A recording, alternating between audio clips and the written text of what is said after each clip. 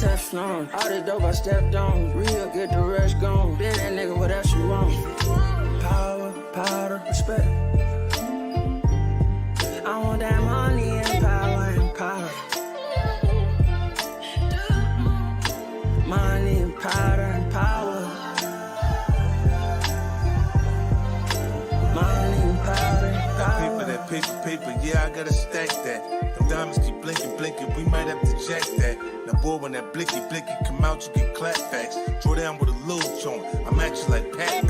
Come back when them candles out round your block and kick that. Come back when your funeral in progress and hit that. Hit your back to back, your bitch ass won't even hit back. Yeah, we splashing in fashion. Nigga, you could drink the drip, catch you slipping, we sliding. Your niggas on some different shit, we hit the lick, we with the shit. Shh. When you get hit, quiet down. No need for the talking. The fuck is that about? Tougher than a Teflon. All the dope I stepped on. Real, get the rush gone. Been that nigga, what else you want? Power, powder, respect. I want that money and power and power. Money and powder and power.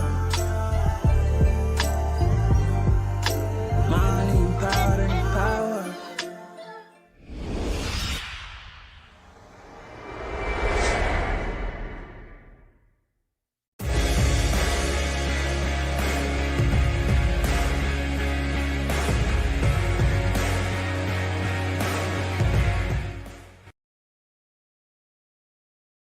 Making ground mine, you taking downtown. Every word is hustle, the whole entire sound shine. Chasing the finer things, shining like diamond rings. Gemstone flow, that's the clarity my rhyming brings. Kid with the cold voice, I'm such a bold choice. Tailored suit, pulling up in that Rolls Royce. Drop head coupe, suicide doors, arriving like Sinatra. Louis Vuitton floors, I'm talking about my shoes. I'm chalking up your cruise, I'ma give away the end. Partner, y'all about to lose, that's just the way it goes. Don't take it to heartbeat, I say you're just a friend. Cause my biz is the marquee. Biz is the marquee, ladies and gentlemen. Bars, ladies and gentlemen. Biz is the marquee, ladies and gentlemen. Welcome to another episode of the Budget Cut Podcast. Let me get John Cena off the screen. Y'all see what it is, man. We celebrating 20 years of John Cena. You know the game. 1 year. Oh, 20 years. Yeah. Know the game. Oh, Twitch just let people know I'm live, so know the game not here yet. But shout out to the one that 2-3 people that are here right now. I know Twitch is slow. It always takes 3 minutes now on my Twitch. What about your Twitch, Dark? How long does it take for your? It takes a little bit of a while for it to get going. Twitch is gonna Twitch. Never been reliable, but it is what it is. I'm telling you. So yeah, we are here. Got a couple of people watching on YouTube. I don't know who's watching on Twitter. I never check the Twitter. I just have it on there just to have it on there. If you watch it on Twitter, shout out to you. If not, whatever. But before we get into it, we got a lot to talk about. We got the Monday Night Raw, which is really mainly about John Cena. That's why we started with the John Cena track. I might play it again when everybody get in here. We'll see.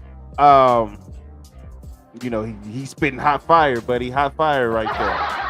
But he's spitting something. Yeah, that's probably one of his best rhymes. I've heard that album. It wasn't, yeah. Anyway, but 2014 John Cena too. That was good lord. Yeah, 2014 John Cena. So goodness great. We got a lot to get into. We got Monday Night Raw. We got SmackDown, AEW. Didn't really catch too much of Impact, but I do like a couple of new tag teams that they are building there in Impact on the ladies' side. So I'll give them shout outs for that as well. Also, Money in the Bank. We got to get into Money in the Bank, which was just last night.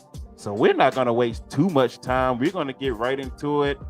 But before we do, Dark, how's your weekend? How's your week? How's everything going? Weekend was good. Had a very long and stressful week. but was able to finally just relax for these past couple of days. So yesterday during Money in the Bank, if you came through, you saw me unwind with a couple of drinks, just a few. But I had a good time on that 4-man booth like we always do. And yeah, now I'm here ready to do the podcast that we haven't done in a long time. Dope, a long time. But yeah, I'm ready for it. So we got a lot to discuss, like you said. So yes, sir. So we're gonna get into Raw real quickly. If you haven't watched Raw, I honestly don't know what to tell you by now because it's been a whole week. Literally, it's a new episode tomorrow. So if you're expecting us to give you like a full detailed breakdown of Monday Night Raw, don't expect that. We ain't got all night. We got it is the 4th of July weekend as well. 4th of July is tomorrow. I didn't even realize that. So, shout out to those who think America still deserves a birthday because, whatever. Whatever on that, I think people just celebrate being off now versus actually celebrating the birthday of America. I was gonna say, I think people just celebrate a day to get hammered on during the week. There you go. Sounds like to me. To get hammered to eat barbecue and yada yada. So let's get into Monday Night Raw. So it started off, quick rundown. It started off with John Cena making his 20-year return. He's coming back and he's walking through a crowd of superstars and people backstage, which I was like, all right, this kind of, whatever. But I get it. It's John Cena. I get it. Whatever. But it was kind of corny. But I did like the fact that he was able. We was able to see him with like R-Truth, Shelton Benjamin. He loves Ciampa. I'm glad he stopped and like on screen and gave Ciampa a handshake and a hug. Maybe that could show the backstage people, hey, if John Cena thinks Ciampa is worth that, do something with him. But we're gonna get into that later. We got Queen in the building. He think his name is King, but he's Queen. We got him in the building. So the slender has begun. Absolutely. Yeah. So I like it. He comes in, walking through everybody. The funny part was Becky Lynch sitting there looking like, I don't care that you're here. Just go on about your business. So I like that. Yeah, that was dope. I like that she was still in character. Like, man, I'm losing matches. I don't care nothing about no John Cena coming back. So, you say how with respect. I'm coming here talking about what up, sisters, because you didn't came out the closet the other day. I ain't forgot that. I clipped that too on Stream King, by the way. So, moving right along, we had Riddle win the last chance battle royal to qualify for the Money in the Bank. He beats Rey Mysterio, Dominic Mysterio, Shinsuke, AJ, The Miz, and Veer Mahan, and Ricochet as well. You kind of saw that coming, say AJ right? Too? Yeah, AJ Styles too. Yeah. Yeah. Saying what's good. Yeah, I saw that coming. Yeah. So, no shocker there. So Riddle did advance to Money in the Bank. So we're going to talk about that later on. Like I said, we're giving you a quick rundown because if you haven't seen this already, after the pay-per-view, that's the real big thing to talk about today. But moving right along, Montez Ford defeated Jey Uso with a huge frog splash, almost hitting his head on the Money in the Bank briefcase. I was going to say, he got real close to hitting those briefcases. I was like, holy smokes. Hey, that man is a freakish athlete. But it really is, man. Street Profits picked up momentum going into Money in the Bank. AJ Styles The Miz came out and was like, yeah, Jake Paul, I was teaching him a lesson. We're going to be partners at SummerSlam, yada, yada. He's signing his contract and he's doing that so we can be partners and take over WWE. AJ Styles comes out, clocks Miz. That goes to commercial and we come back with the AJ Styles versus The Miz match, which ended in a count out. It was a pretty decent match. It ended in a count out though, because The Miz decided to walk out and AJ just kind of looked at him. So any thoughts on that?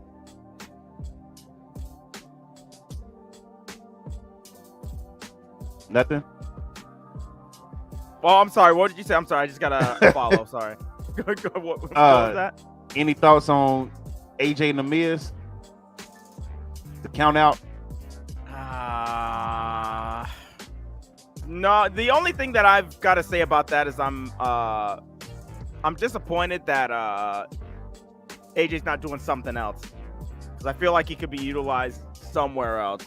Maybe we'll see, because of the results on Sunday. Maybe we'll see him and Lashley do something. Maybe, I don't know. That's what I'll be hopeful for. For the U.S. title, okay. Yeah, because I think Miz is gonna move on from this because of SummerSlam is coming up soon. So you would think that they were gonna have a program with him and Jake Paul? No, Logan Paul. Logan, So, yeah. You would assume that would be the program that's about to happen. But I would hope that AJ moves on from this and does something else, because I wasn't a fan of just pairing up. So you know what? And both of them, I don't think they're gonna do that because they're two faces right now, and they need faces on Raw. I don't think they're gonna have them go at it, AJ and Lashley. Just not just yet. I don't think. What up, Rob? You said that Count Out killed it. Yeah, I'm with you. Hell, saying I'm on time. Nah, you about to, well, this is the best on time you've ever been, Rob. You're not an hour late this time, so I give you that. I give you that. I think Rob came like the last time, and it was like what 2 minutes before we were about to head out. Right, like get out of here, man. So talking about Noti Gang. What? All right, moving on. Liv Morgan. I'm sorry. Bianca Belair comes out. This was weird. Bianca Belair comes out and she's like cutting a promo. She's hyping Carmella up actually, and like giving her respect and saying Carmella has it all, this and that. And it's like the whole time she's either waiting on the guy that's interviewing. I can't remember which guy was in the ring with her interviewing her, but he wasn't saying nothing. Like he wasn't giving her nothing. He was just like standing there with the mic and just looking stupid. And it's like Bianca was like, "Oh, you gonna ask me something else? Is Carmella about to come out now?" So she just kept it going as long as she could. And Carmella finally comes out and says her spiel. Had the look and everything. Which Carmella is good. She is good. She just don't get used consistently enough for people to care about her.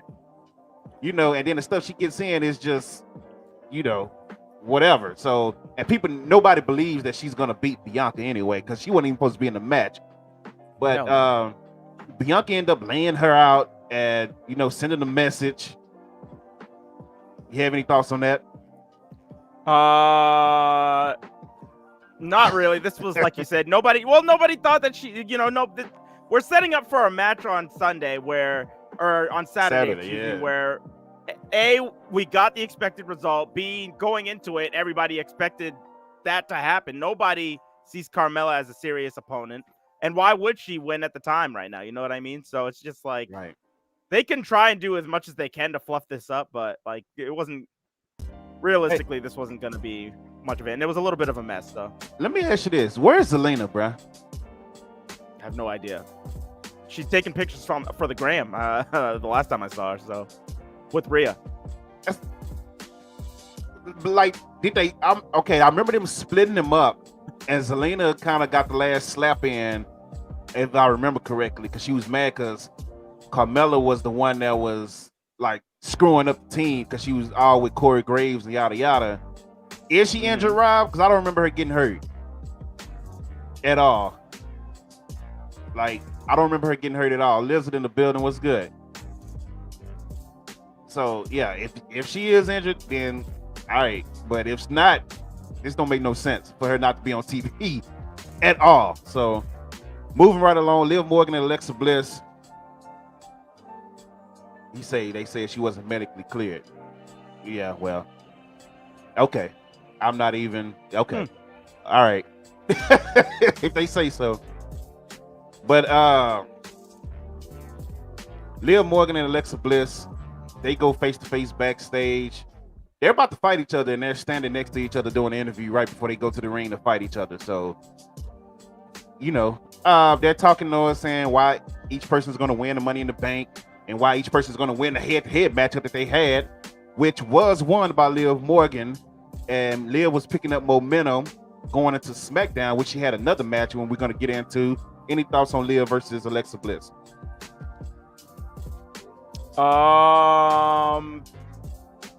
Decent match that they had. Sorry, I was just looking up. I guess Zelina got injured a while back in a match against Bianca in April, and hasn't been on TV since then. So that's why she's still recovering from that. The match between Alexa and what's her name, Liv.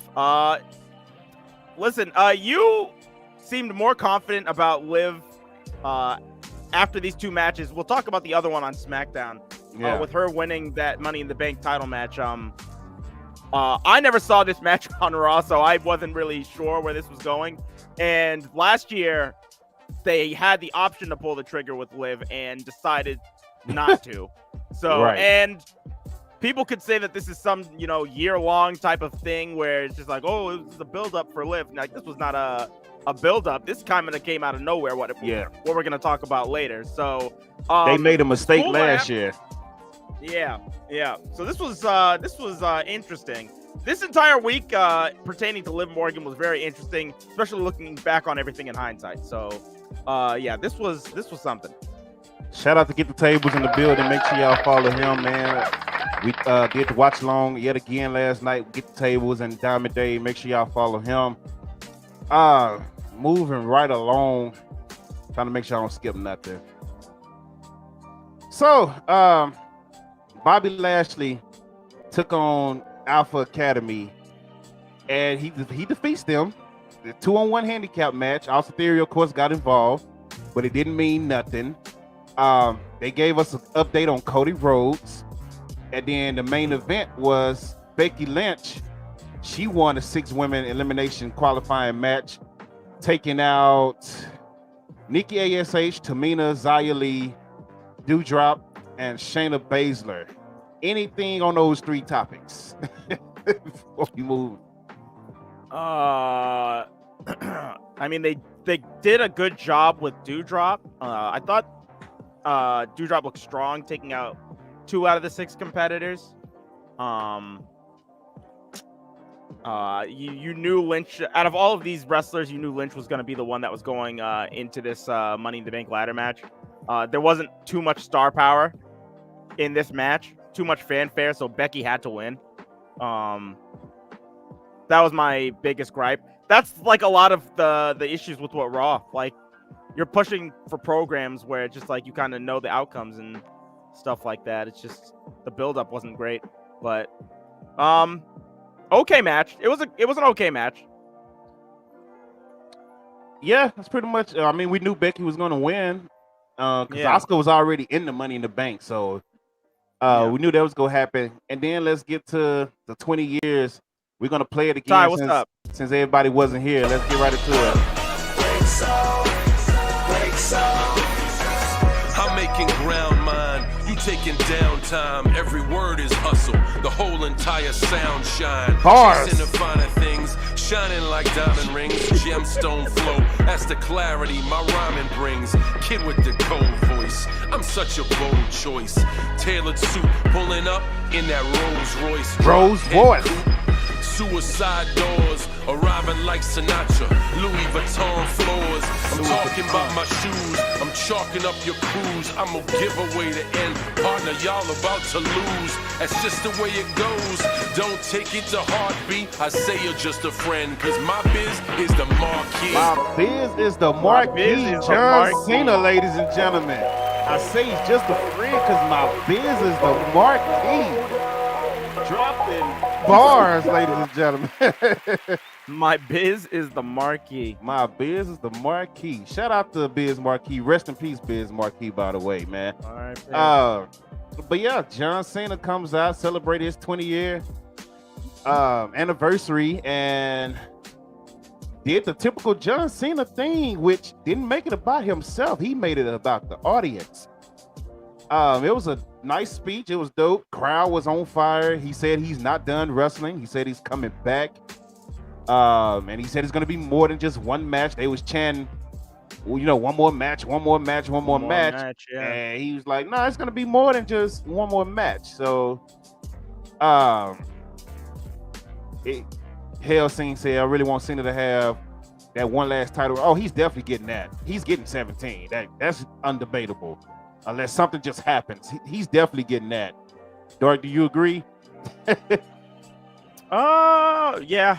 I mean, why not? Yeah, of course he is. Yeah. I mean, what are they doing with these titles now anyway? So it don't matter. Yeah. Cena will get it. Cena versus Dunn at WrestleMania. Stop. If you don't stop, first of all, he ain't even Pete Dunne no more, King. Stop this. He's Butch now. He's not even Pete Dunne. You said unironically that was better than most modern rap. That's disrespectful. I mean, kind of facts though. It's kind of facts. It was slow, there are but some good rappers out there. You just gotta go look for it. yeah. But for most modern rap, I guess I will agree. yeah. At least you knew what he was talking about. Like, hey, yeah, I understood every word that he said. So, but yeah, John Cena comes out, thanks the crowd, say he's not done. We had videos from Chris Jericho, Brian. I don't know why I keep messing this guy's name up. I'm about to say Daniel Bryan again. Bryan Danielson, and then of course you got JBL and Randy Orton and those people like that. But it's good to see some AEW people get to show love on a WWE screen. Mark Henry was supposed to have his video posted, but since he said that WWE Universe and AEW Universe appreciates you, they blocked it out. They told him, well, they didn't tell him, they just didn't put it up there. Yeah, Daniel Bryanson is what I called him the other day. Daniel Bryanson, that's a new one. That is a new one. But what is it called? They said that people actually reached out to Tony Khan personally to make sure that this was okay too. So yeah, Bruce Pritchard reached out to AEW. Yeah. So and they had once again Mark Henry, Jericho, and Daniel Bryanson. Damn it! I'm saying it again, Lizard. Daniel Bryanson, because I just read the comment again. Bryan Danielson. That's worse than JR right there on that one. Bryan Danielson. He said. Go ahead. Oh, I was just gonna say. He said, "What is it called? Respect Tyler the Creator." Taekwon said, "I said most, not all." That's true. He did say most. That's why I stepped back a little bit. He didn't say all rappers. He just said most rappers. Yeah. Tyler the Creator is that's an interesting guy right there. Some stuff I'd be like, okay, this is dope. Some stuff I'd be like, what the hell is this? So that's an interesting guy. He's very creative. That album he did, what? I can't remember. What is it? See Me If You Get Lost or something like that. Yeah. Call Me If You Get Lost with the Gangsta Girls mixtape vibe to it. But it was really, really dope. I like that a lot. Yeah. So that's the type of music I like to listen to. But I also need to know what you're saying. If I'm gonna listen to an album and all you're gonna be is going is yeah, then that's what I'm saying. Like some stuff is good and some stuff I just be like, all right, I don't like it. So you gonna make a Daniel Bryanson cut? Come on now. Go ahead. Daniel Bryanson, that's a new one. I did that on DKF last week and I was like, wait, did I just call this man Daniel Bryanson? Yeah, that was a new one for me. That was a new one. But yeah, what did you think about the speech? It was just a speech. I would have liked for something to be set up, but I don't know what his timetable is like. I don't know if he can even do anything at SummerSlam, because I was hoping, after I saw his whole speech with against Theory, I was hoping that they were going to be setting up something with him in Theory. But I don't think that's the case. So, I mean, they could be still doing something at SummerSlam, but that's what I was hoping the direction would be going in. And instead, he just kind of came out, said his stuff, and then bounced. I don't know what Cena's schedule is like. So I don't know what he's shooting, if he has any movies that he's working on. So I don't know the possibility of that happening. But yeah, that was disappointing to me. But I mean, it was just like a send the crowd home good speech, you know what I mean? It's just like I did like the backstage vignettes that he had with Theory and Seth when Omos came out, and then he just disappeared on both of them. He was like, yeah, good luck with that. I noticed throughout this entire show, anytime he was with somebody, he didn't do much. It was all facial expressions from Cena. He didn't really say anything. He just let the person that he was in the scene with do most of the talking. and I thought that was very interesting. It's like especially like in the scene, like Trying to put him over. in the scene, yeah, in the scene with Zeke, he let Zeke cut the whole promo. Yeah. Especially in the one with Seth, he just let Seth run his mouth, especially at times where it didn't really make sense for him to not say anything back to Seth. He just let Seth talk. So, yeah, I thought that was interesting. But speaking of Seth, I love him sing. He laughed John Cena's theme. Ha ha ha ha! That was hilarious. That was hilarious, man. Seth Rollins. Got to pay attention to Seth Rollins backstage, man. The whole shield knock that he did on Roman Reigns' door, him laughing the John Cena theme at John Cena, like stuff like that is why Seth is one of the best in my opinion. Before we get to NXT, I'm gonna ask you two things. One, let's get off Cena real quick.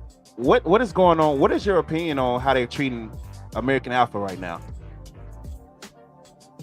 Former tag team champs. You mean American Academy? American Academy, yeah, Academy? there you go. Alpha, yeah, there you go. One of them damn teams, yeah, there you go. Yeah, classic tag team in WWE. You know, it's only a matter of time until Otis gets sick of being treated like garbage, and then Gable is gonna push him too far, and he's gonna keep talking to him like he's an idiot, and he's gonna fight back, and then Otis is going to go on another face turn and team will be broken up. So, wow. It's WWE. That's WWE's formula for a tag team. This is why it's very sad. We saw a great tag match last night, but it means nothing because tag teams don't mean anything if you're in the WWE. So, it's very sad. He said they're patiently waiting on Gable. Steve said, you know what? They shouldn't. Like, let him come whenever he come. But yeah, whatever on that, man. I just want to get your opinion on that because when I said that they lost to Bobby 2-on-1, I'm like, they've been losing a lot in these solo rivalries that really have nothing to do with them. Mm-hmm. But it's like, why are they getting put in this? You know what I'm saying? And you're the former tag team champions. We had Bobby Roode and come on, Tony. Stop, man. We know you love Street Profits. I love Street Profits too, but stop.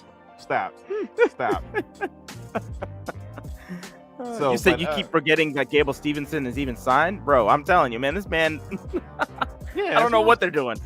He's not even in NXT. He's just he got drafted to Raw. Yeah, he got some issues going on right now. He got some issues going on right now that he sure does. Probably going to keep him off. Does. Yeah. So, shoot. Yeah, I just wanted to get your thoughts on that. Now, moving on, John Cena.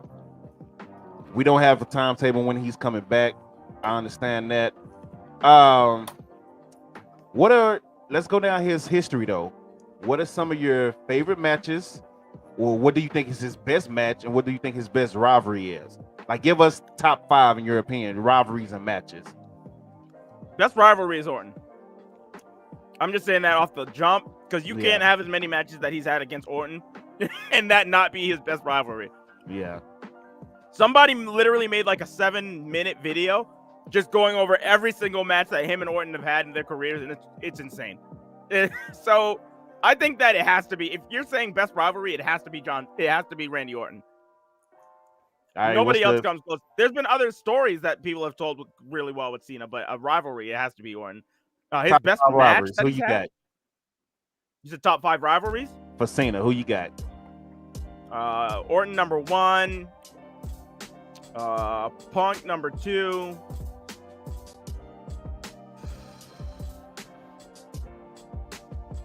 No, Orton number 1, Edge number 2, Punk number 3.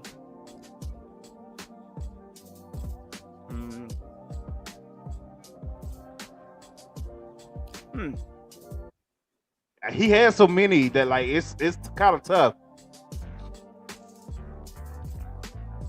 I'll say Shawn number 4. Really? And, okay. Rock number 5. I'll say Rock number 5. You said Rock? The Rock? Yeah. Okay. give me you like I said, or like you said, Orton is definitely there. Orton is there. Gotta have Edge up there. Him and Edge went crazy. Mm-hmm. And then it's when it started getting tough because the final three is like it's so many you could throw in there. You could throw in Shawn, you could throw in Triple H, you could throw in Brock Lesnar. Yeah, they go back a while. Right. They go back a while too. Him with Kevin Owens was straight. He said Kenzo Suzuki. King, if you don't get out of here.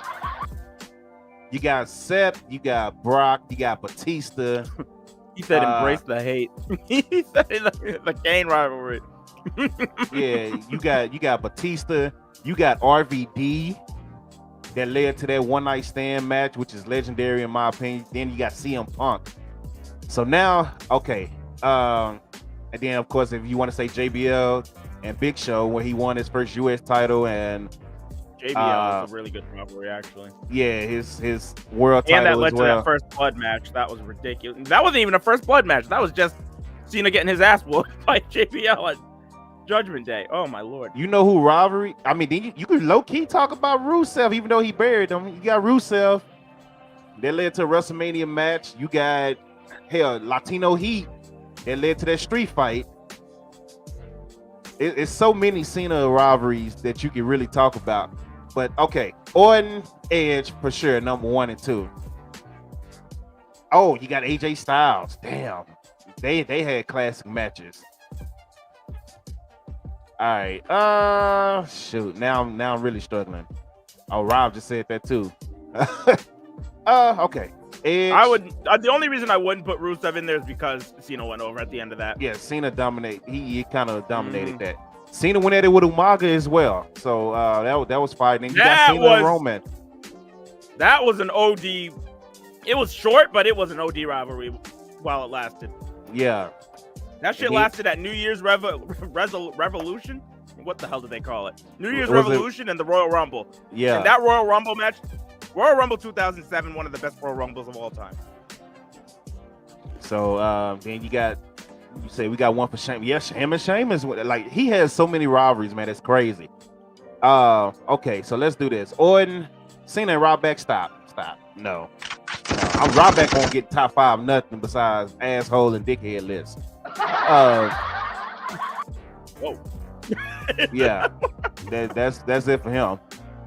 So Orton, Edge, we agree on that. I think I'm gonna have to go. CM Punk was so huge. You gotta put CM Punk. That Chicago and him walking away and the pipe bomb, all that came from that Cena rivalry. So you gotta put him up there. I don't know if I'm gonna make him number 3 though. Him and Batista went at it, man. I'm trying to think if him and Batista went at it more than him and Brock. You know what? Him and Brock over him and Batista. I'm gonna do that one. And now it's like I gotta pick between RVD, Seth, Shawn. RVD, Seth, Shawn. I said Brock was in there, and Triple H. Shit. Triple H put him over at Mania too, even though he was getting booed. Shawn put him over at Mania. They only had the one match though. That was the one thing. I like Cena and HBK because Cena and HBK had that match at Mania, and then they went to the UK on that Raw. Ended up wrestling for an hour, just that, and that never happens. Where they literally started at 10 and went until 11, and that was the end of the show. That doesn't happen. They don't unadvertised. That was crazy, and Shawn got his win back there, and that led to the Backlash match also, which was hell.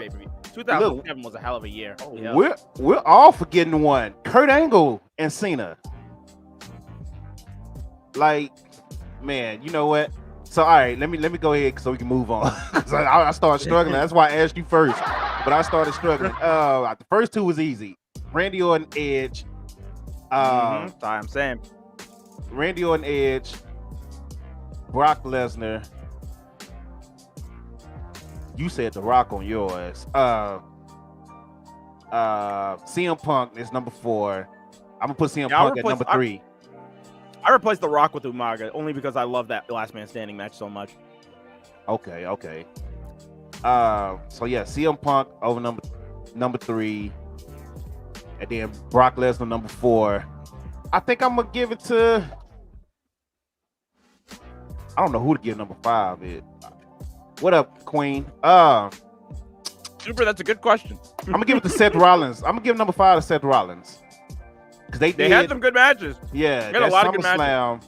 That SummerSlam match, and then the triple threat matches with Brock, like all that was fire. So I'm gonna give it to Seth. Was the SummerSlam match where he broke Cena's nose, or was that on a Raw?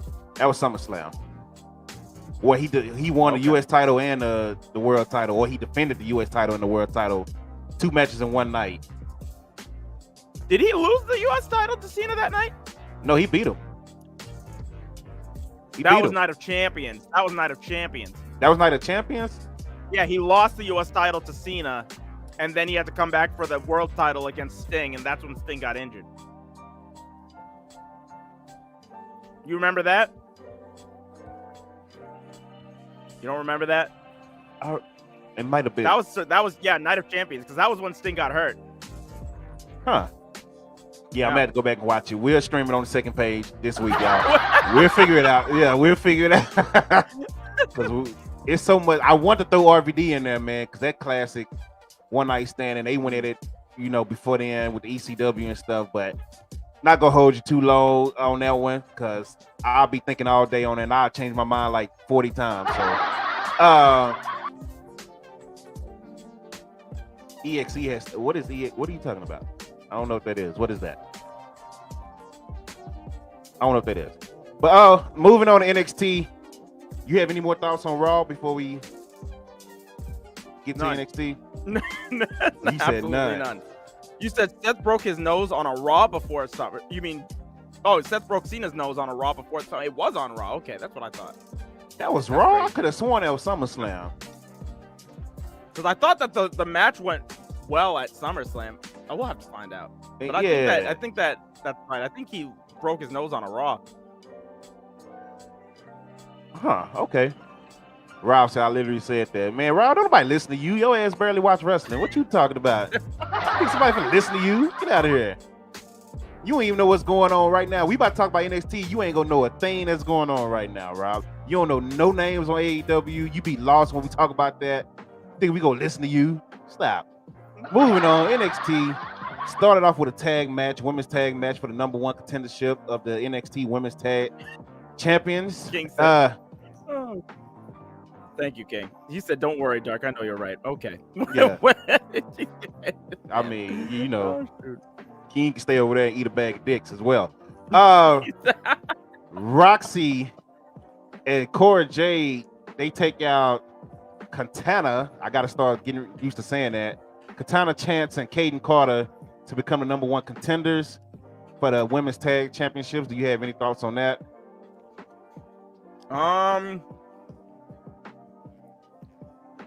I kind of just wish that they would have gone with yeah, I don't like Katana as a name. I wish that they would just gone I gotta get used to saying that. Yeah, Casey. I wish they would have gone with Casey and Carter. Those guys. I think they're actually a great tag team. So, Cora Jade and Roxanne Perez is just like it seems like just a weird team that they're just kind of putting together, just throwing them together. So, I'm not really a huge fan of them. I can see them winning the title, but I hope not. They probably will. Honestly, I think they will. Well, somebody got to beat them. Yeah, I would have rather have had what's her name? Casey. Caden and Casey win. Yeah, I wish they would have won it in your house.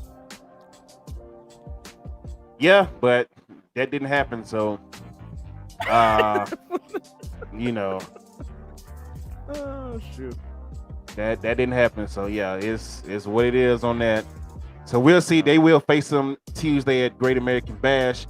We have Giovanni Vinci, aka Fabian Aknar from Imperium, and he's this new character. He's almost like a model. He should have been part of the male models. But, I mean, he might be. Yeah, well, I wouldn't put it past him. Oh man, we'll talk about that. Like, good Lord. I wouldn't put it past him. The way that they're already presenting this guy, I can definitely see them just bringing him up on Friday. I laughed my ass off Friday, but we're gonna get to that.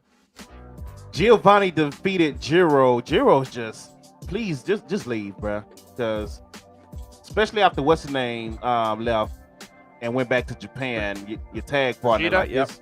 Kushida left and went back to Japan. It's just Jiro. First of all, it wasn't going good for him anyway. So now he's by himself, just getting beat up by everybody. So what's your thoughts on that match?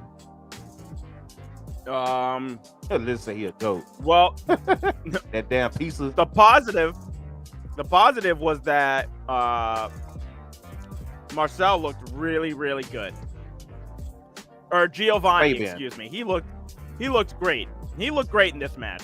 And that powerbomb he gave Jiro was fantastic. The negative was that Jiro was the one taking that powerbomb.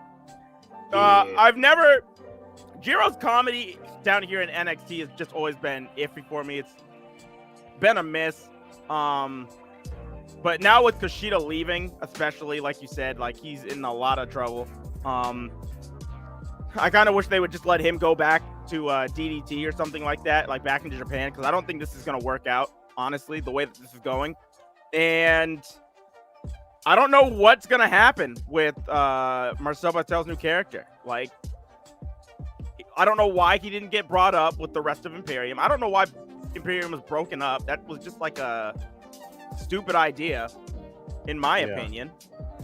Like, he should have been brought up with them. And now that he's not, he's a great wrestler, but I don't know. I just don't know. I have a feeling that during the next round of budget cuts, we're going to see his name. I'm surprised he's still there. Because he's really great. I'm surprised he's there, honestly. I thought he would have been gone by now, honestly.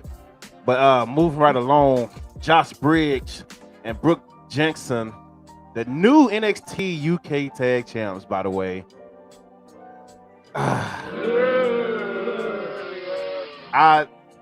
When I saw that they won, I was just like, why? why are they doing this? Yeah. Why are they doing this? But anyway, they come out to celebrate winning the NXT UK tag titles. And of course, Pretty Deadly comes out to interrupt, which I loved. Former NXT UK tag champs of their own. They took the titles off of them real quick here in America, NXT. So I was like, hey, let Pretty Deadly take those titles back. I love that idea of it, but I don't know if it's going to happen or not. What's your thoughts on that? I hated this segment only because like there was that part where Pretty Deadly's walking up to the ring and they're just like he's just like they were pissed off that these guys had the belts. They're just like, this was a prestigious title down in the UK and now you guys have it, and now you have these two freaking idiot country people in the fucking ring going like, fucking, I'm gonna drink beer and all that bullshit. Hey, all right. And they chant USA in the arena. Like, what the hell, what bro? in the world, bro? This is the problem with America right now, bro. I was like, y'all are so stupid. Like, I was just like, man, I don't like that these guys have the belts. Lizard put it up. Like, D Familia should have taken those titles. Like, honestly. Like, there's no reason why they should have these belts. It's ridiculous. Just so they can have some gold. It's stupid. And then they were discrediting Pretty Deadly, which I know it's like for storyline and stuff like that, obviously. But it's still dumb. I just still didn't like it. Because they were going around and saying like, oh, Pretty Deadly, you guys weren't great champions. It's just like, they were fantastic champions. They were. Actually. They had a fantastic run with those belts. They were amazing. They were great champions. They're probably going to be better than you guys. I was not a fan. I'm not a fan of the UK tag champions being held by these two. Maybe if it was Diamond Mine, I wouldn't have a problem with it as much because they have the same type of like hard, like pure wrestling style that they do down in the UK. So a team like them holding the titles, I wouldn't have been so I wouldn't have had an issue with. But Yeah. I don't fuck with this. Classic America. You right. Go to another country, steal their gold, come back and celebrate and talk about drinking beer and chanting USA. Yeah, you damn right, Rob. That is classic America right there, buddy. Don't get me started on that. You know it's about to be USA in my chat right now. You don't get out of here, boy. Yeah. Hey, look, it's 4th of July tomorrow too, and this is what we're doing. This is what we're doing. So anyway, moving on. Hopefully Pretty Deadly get those titles back, or somebody in the UK get those titles back ASAP. Stop messing with UK, man. Now I'm starting to get nervous. Stop messing with UK. Like, well, we're gonna talk about something else that happened from the UK this week. Ah, shit. Okay, well, moving right along. Kiana James defeated Indy Hartwell in a one-on-one match. What the hell, man?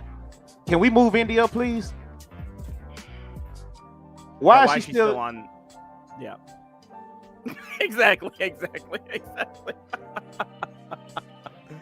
Oh, snap. No idea.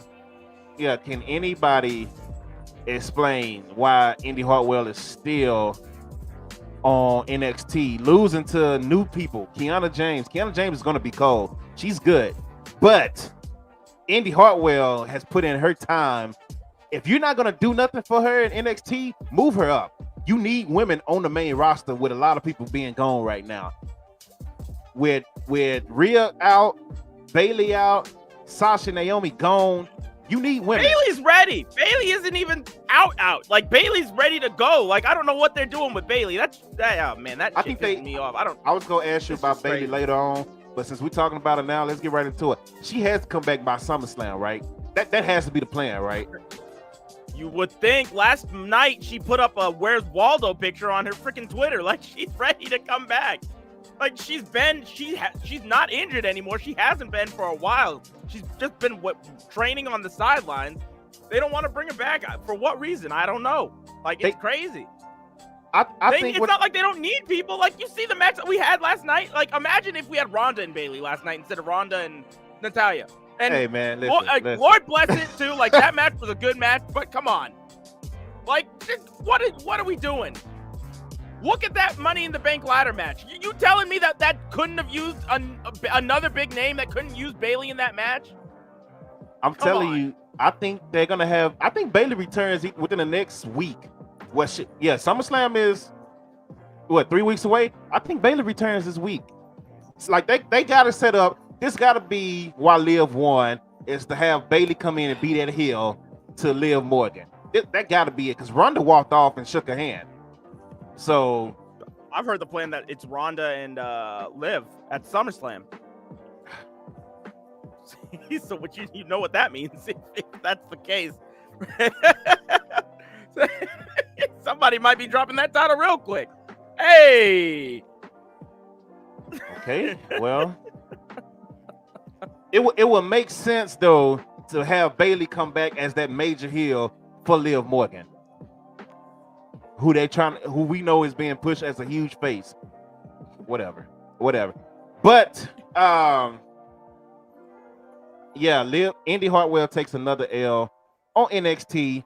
Backstage, we got Zion Quinn getting into it with Apollo Crews week after week now. Zion Quinn got into it with Wes Lee and took the L.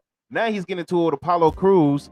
Also, you got Wes Lee getting into it now with what's his name? Trick. Wes Lee is getting into it with Trick. So we got those new feuds starting on NXT. You got any thoughts on those two? It seems like Wes Lee's gimmick is to just get into fights with big guys. That's it. He's just gonna fight all these big people and until he gets a dub, and then he might move on from that. But yeah, Zion Quinn had a problem with him. Trick has a problem with him now. It's just I don't know what he's doing backstage to these guys, but he's pissing off a lot of the taller, bigger individuals. So yeah. that's what I noticed from this segment. Miss Queen, appreciate the follow. Ty says that he has a feeling that Charlotte's going to pull her usual return routine and win the title from Liv. Nah, hell nah. Do you think basically Baby Uso and Rick Steiner's son Braun Breaker get called up for SummerSlam? No, I don't think that at all. Nah, No. not at all. Moving right along. Did you have any? Well, you already gave your thoughts. Any thoughts on Apollo so far? His return so far? Yeah, he hasn't really done too much yet. Like for me to form a whole opinion on it. I'm still kind of waiting to see where this is going. Trish is here mad about He's Money being in the used Bank. more, so that's good though, because goodness gracious, he wasn't too big of a player when he was on the main roster. So he was doing stuff for the 24. What happened to his bodyguard, Commander Aziz? What happened there? Where's he at? He's stuck on Raw and catering. Oh Lord. Okay. Well, hey, I heard that catering in WWE is legendary. So It is pretty good. It's pretty good. Yeah, I've heard the stories. Jordan Devlin. Uso being used to describe Solo is hilarious. And that's who he is. He Baby Uso. Baby Uso. Yeah. So moving right along. Oh no. Jordan Devlin has a new name. He is now JD whatever. What is it? McDonough? What is his name? McDonough. Yeah. I'm trying to find it on here. Is it McDonough? Yeah, I think JD it's McDonough. JD McDonough. What's your thoughts? It's just so dumb. The funniest thing that happened this week, in another instance of, and I mean, we don't do these segments anymore where we just clown people on Twitter anymore because it's just, Lord, but it's too much now. Yeah. But yeah, another instance of that happening this week was that JD he put up a post saying that he was basically saying that he was the better ace than Hiroshi Tanahashi, and people flocked to that post like crazy, just with a bunch of reposts and comparisons, just like, this is what Tanahashi's done in his career and this is what Jordan Devlin's done in his career. It's like, y'all are you guys really that dumb? Like, are you guys serious right now? he's in character saying that he's better than a Japanese legend. This is his job. Why are you guys getting so hurt over this? That was crazy to me. I was laughing so hard. I couldn't believe it. But yeah, I don't like this name change. I don't know why they couldn't just kept Jordan Devlin. These name changes are getting out of hand, dope. It's crazy. First we got Albie Fire. Then we got JD. Then we got JD Madonna. I don't know how to say his last name, something. Yeah, oh Lord. It's too many name changes. Just call him JD if you want to shorten it up or something. Just JD. We still know that means Jordan Devlin. Just JD. You could have left it at that. Dunk says Tanahashi's hair is better than his whole life. Goodness gracious. Wow. There are too many clowns on Twitter to fit the circus. Look, it's funny. Boss Bed, it's funny you said that because you're on Russell Cringe right now. You might want to go check that page out, my guy. Just saying, buddy. You are on Wrestle Cringe. That is true. That did happen. All right. So, oh Lord. Moving right along, Joe Gacy and the Dyads take out Diamond Mine, and yeah, Diamond Mine's about to split up. They're about to face each other next week. Well, this week, I should say. What's your thoughts on that? You said about Diamond Mine and who facing each other? Diamond Mine about to fight each other. It's about to be Roger Strong and what's his name going up against the Creeds. Oh, at the Great American Bash? Yeah. Wow. Because they lost to Joe Gacy. Has that Damon Kemp, the other guy in the background, has he wrestled yet? Or is this going to be his first match? He's had like 2 matches on NXT. Both been pretty much tag matches. Okay. You can tell he's talented, but you can also tell he's green. So, okay, like, it's a good thing they have him working with Roddy. That'll be interesting to see. When do you think? Because I don't think it's gonna happen next week. But when do you think the Creeds break off from the Diamond Mine? Tuesday. Oh, you do think it happens next week? Yeah, you think that's the match? It's exploding. It's a number one contenders match as well. No, it's What not. happens Actually, to the rest of them? It's a tag title match. I'm sorry, because I forgot that the Creeds won the titles back. Thank you, Lizard. I appreciate that. Thank you for taking care of that. Yeah, I don't. Jeez, what happens to what's her name? What's the Vine Ivy? What happens to her when she's just kind of doing her own thing? She's kind of doing her own thing. She shows up in the backstage every now and then with them, but she's just kind of doing her own thing. She was doing like this training video skit that she was doing, outworking these men, you know, and they stopped that just randomly. You talking about the Diaz Larry? Yeah, who is that? Like, go ahead and expose them already. I thought it was Grizzled Young Veterans. Oh, man. But it could be them, but I don't know. I hate that. I hate those things. So you said he called them dickheads dressed in red. That's pretty much what they were. Yeah, no. Oh God, get Joe Gacy off of NXT. Well, I don't know. I don't care Diamond where Mine is blowing up. What? This is the reason Diamond Mine is blowing up this week is because they beat Joe Gacy and the Diaz beat Diamond Mine. So this is why they're having this. This is why they blew up backstage, and they're about to have a match Tuesday. I saw that, and I saw them arguing backstage. I think I just cut the video short. I didn't see them announce a match next week. But yeah. Okay, that makes sense. Goodness gracious. Yeah, that oh man, that match. Oh Lord. That would be interesting if that breakup happens this soon. Man. Malcolm Bevins left, and that kind of just screwed over the entire group, didn't it? That'd be unfortunate. They said that they had big plans for Roddy, so I want to see what is going to go on with him if they do break the group up next week.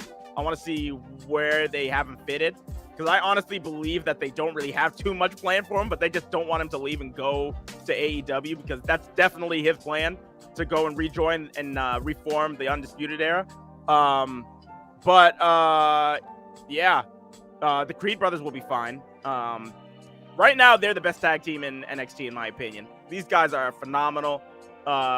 They've been getting better week after week after week after week. My only concern is that if we do see them go to the main roster, that they might split them up relatively quickly. I feel like. I think Roddy is getting written off TV finally this week, and then they're going to release him soon. That's what I'm saying. You remember he asked for his release like 2 months ago, and they told him they're just like, "Hey, no, we have plans for you." Yeah, and this is the plan. Now it's about to finish. They're about to explode Diamond Mine. I think Kemp is going to turn on Roddy, and that's how Roddy gets written off TV. All right. You said what's up with the video return on Money in the Bank? We're going to get into that once we get into Money in the Bank. We kind of go through a quick order real quick. So, but I if you follow my Twitch, my Twitter, I told you who I thought it was last night, and I reposted the video. So, moving along, Sangha, however you say it, defeated Zion Quinn. Any thoughts on that? No. Only thing I picked up from that match was that the crowd really doesn't like Sangha, even though he's supposed to be the face of the match. They were booing the hell out of him, man. Well, it's because Zion got built up for months, and now he's just losing, talking trash, losing. You know what I'm saying? Like, and this guy is talented, so I would be kind of upset too. You know what I'm saying? Zion Quinn looking like he was going to be a good star. I remember I used to tell you, get on here and say, "Oh, I like Zion Quinn. I like what they're doing." Yeah, he's out here taking L's. Like, all right, cool. Moving on. They wrong for this. They know what they're doing. Peter Lyons defeated Mandy Rose via disqualification.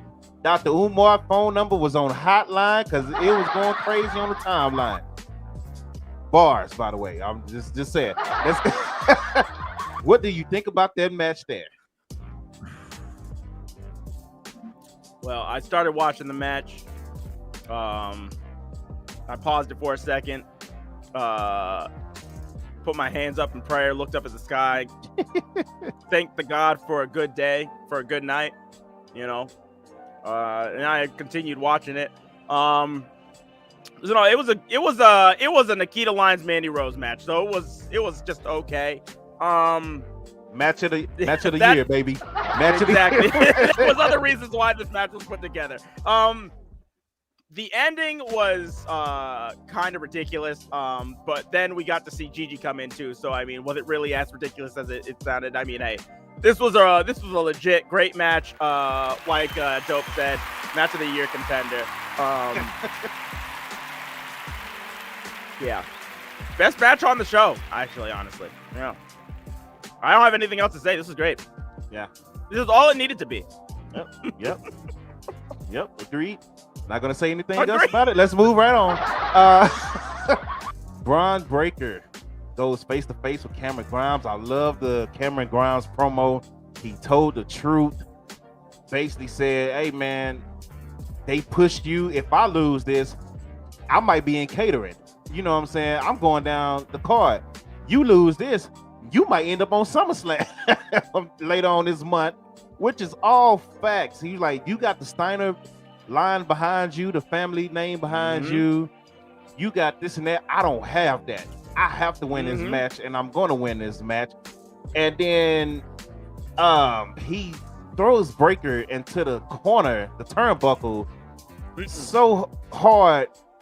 What happened was Breaker charged Cameron Grimes.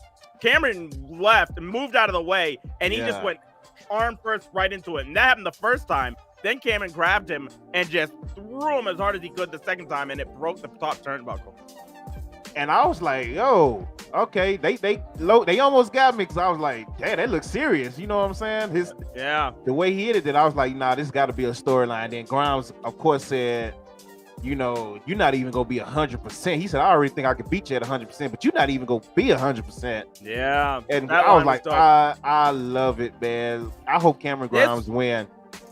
Yeah, real talk, this was the best thing on NXT that week. I loved too how Cameron Grimes was on fire in this whole promo. He was the spotlight on this promo.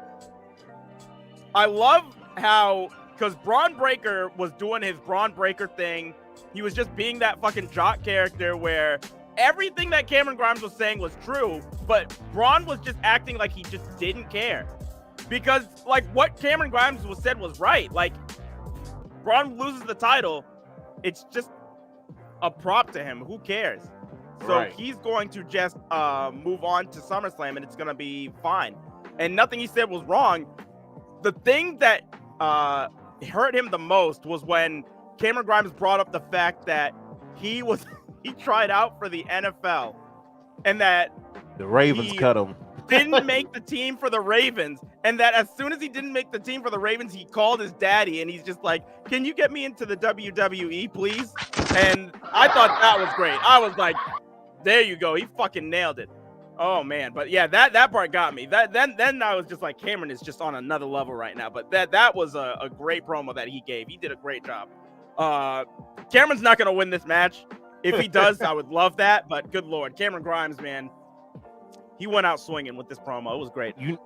I wouldn't be surprised, though, if he does win and then you see Braun on SummerSlam. You think so? I think they put it out there for a reason. I think they put it out there for a reason, man. Wow. Because it's really, Braun has pretty much ran through everybody. You know, he hasn't fought Carmelo Hayes, but Carmelo Hayes is doing his own storylines with the other championships. So, yeah, what else is there to give Braun on NXT if he beats Cameron Grimes? When is SummerSlam? Maybe Apollo, July 30th. Oh, so we got 3 weeks. So do you give him the... Like, what if they bring up Braun to take on Bobby Lashley for the U.S. title?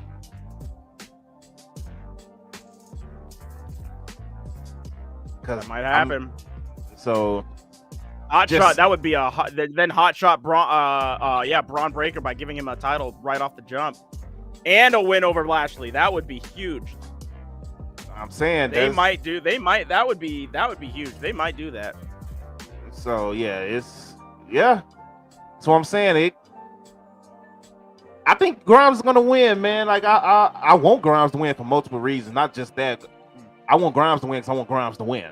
So, how have you liked How have you liked Braun Breaker's title reign so far? I mean, it's like Raquel Gonzalez title reign that she had when she was the women's champ. It's just like, okay, you're the champ, but so what? Exactly. Like I was gonna say, I didn't know how to really what to compare it to, but I think that's perfect because he's defending his title, but none of these defenses have been have been crazy, have been like, oh my god, like I wouldn't like go to somebody and be like, you had to watch that Braun Breaker title defense match that he had. It was insane. There's not been one single match that he's had where it's been like that. No storyline either. Just like nothing. That shit that he had with the Druids and what's his name, and that was fucking terrible. Joe Gacy. Oh my lord. Yeah. Kidnapping his father. Before that, it was Ziggler, which the story was fine, but like the match itself was just terrible. And then he won it on a throwaway Raw for nothing after he lost the title. It's just like, his brain has just been kind of. That's the crazy thing. You said Ziggler. I forgot Ziggler beat him for the title. Yeah, he's a two-time champion, but nobody remembers that. Like, that's crazy. I honestly forgot that, and I was there at the freaking Stand and Deliver show where he won it back. Like, honestly forgot. So, but that's it for NXT, man. Go ahead. Have we been watching Level Up? No, I don't watch Level Up. Nah, I haven't been keeping up with it. I watched like the first 3 episodes, and that was about it. It's too much to keep up with, man. I ain't got time for all that shit. I got other shit. I do sports and all that shit too that I got to keep up with, man. Nah, I ain't been watching Level Up. Moving on to NXT. I'm sorry, the AEW Dynamite. It's all yours, Dart. Oh, I'm sorry. All right. If you want to join the show, I'm about to put the link in the chat. I've been slipping on that. So if you want to join the show and talk about whatever, don't get us banned. Don't say nothing stupid like that. And we will have you on the show. The link is up. Go ahead, Dart. All right. Orange Cassidy comes out, and this was reported a while back that he was going to get his music changed. And he has his old indie wrestling theme from Jefferson Starship. If you've watched American Hot American Summer, it's basically the theme to that movie. He comes out to that, and it like fits him so well. So it's really cool to see him come out to that on a bigger stage. First match is Orange Cassidy and Ethan Page. This is a really good match to open Blood and Guts with Orange Cassidy getting the win. And pretty much it. Just something to start the show off on a positive note. Up next, we go to the top of the stage, and Tony Schiavone is there with Christian. Christian says that he has to apologize, and he says that he has no one to apologize to. What happened? What the hell just happened? Okay. That was random. Why? Okay, that's back. Weird. Yeah, we're back. I don't know what that was. I ain't even click nothing. I'm just reading comments, but okay. Melon, go ahead. All right. It's good because I had to start over again anyway. So he says, all right, Christian says that he has to apologize, and he's sorry that not everyone in Jungle Boy's family is dead. He said, Christian says that they are in a shithole in Detroit, and that no one cares enough for him. And that he requested a match tonight, but he's in his street clothes, and he specifically said that he requested a match, but he didn't request it for himself. And out comes Luchasaurus in all black, with Serpentico in the ring waiting to die, essentially. Luchasaurus goes into the ring and just kills this man. He hits a insane-looking wheelbarrow suplex to start it, and then just destroys him with a modified version of the snare trap that he applies for the submission victory on Serpentico, and he gets the dub. And it was, this was ridiculous. What did you think about the new Luchasaurus and the way that he came out with Christian? Dope. I immediately tweeted, I got Kane, old school Kane vibes. And then Diamond Day was like, I don't think he want to be compared to Kane. I don't know if there's beef there. What I don't know what the issue is, if there is an issue between them. I'm just going off the entrance and the fire and the music. And then I think he was talking about how Glenn Jacobs be saying wild shit. Oh, okay. I was like, I don't know if there was beef between them two or not. So, but No. yeah, I definitely got Kane character. Let me say that, not Glenn Jacobs. Kane character, old school Kane, the Kane that everybody used to love and feared. That Kane vibes with the fire. I love the way the entrance looked. It looked great. Christian, man, dude, I'm so glad they letting him do this right now, especially with MJF being gone right now. Christian is like, you know what? I got you. MJF gone. I got you. Let me be that heel and show you how, you know, that it can still be done without MJF being. Christian is killing it, man. So Dino couldn't feel Kane. I mean, hey, if you say that, okay. That's opinion. Shivani's backstage with Wardlow and Scorpio Sky. Sky says that he ain't got no security. He ain't got no security guard, but he has pinned Wardlow before. Wardlow is done talking and says you can bring out every member of American Top Team if you want, and that when he's done with them, he's gonna take Sky's title. The Acclaimed versus and the Ass Boys against Danhausen and FTR. This match basically keeps going on with what was it? Cash playing the guy getting his ass whooped. He gets the tag into Danhausen for the hot tag. Danhausen comes in and just goes hot. He's about to deliver the GTS when all of a sudden Anthony Bowens is in the ring. He's out of his chair. He's out of the cast. He's standing. He's got his what is that thing that he has? He's got the brace. He's ready to hit the crutch. Thank you. He's got the crutch and he's about to hit Danhausen, but he ducks and he accidentally hits Billy. Which one was it? Austin, I think. He hits Austin right in the face, yeah. And Danhausen's able to capitalize and get the win for his team. So Danhausen and FTR are the winners. After this match, the Acclaimed and the Ass Boys are fighting on the inside of the ring when Billy Gunn takes the side of the Acclaimed and pushes Austin Gunn onto the ground. And Austin and I don't know what the other one's name is. They both leave. Yeah, that was crazy. I'm invested now. I wasn't invested at first. I'm invested now because I want to see what Billy Gunn is gonna do.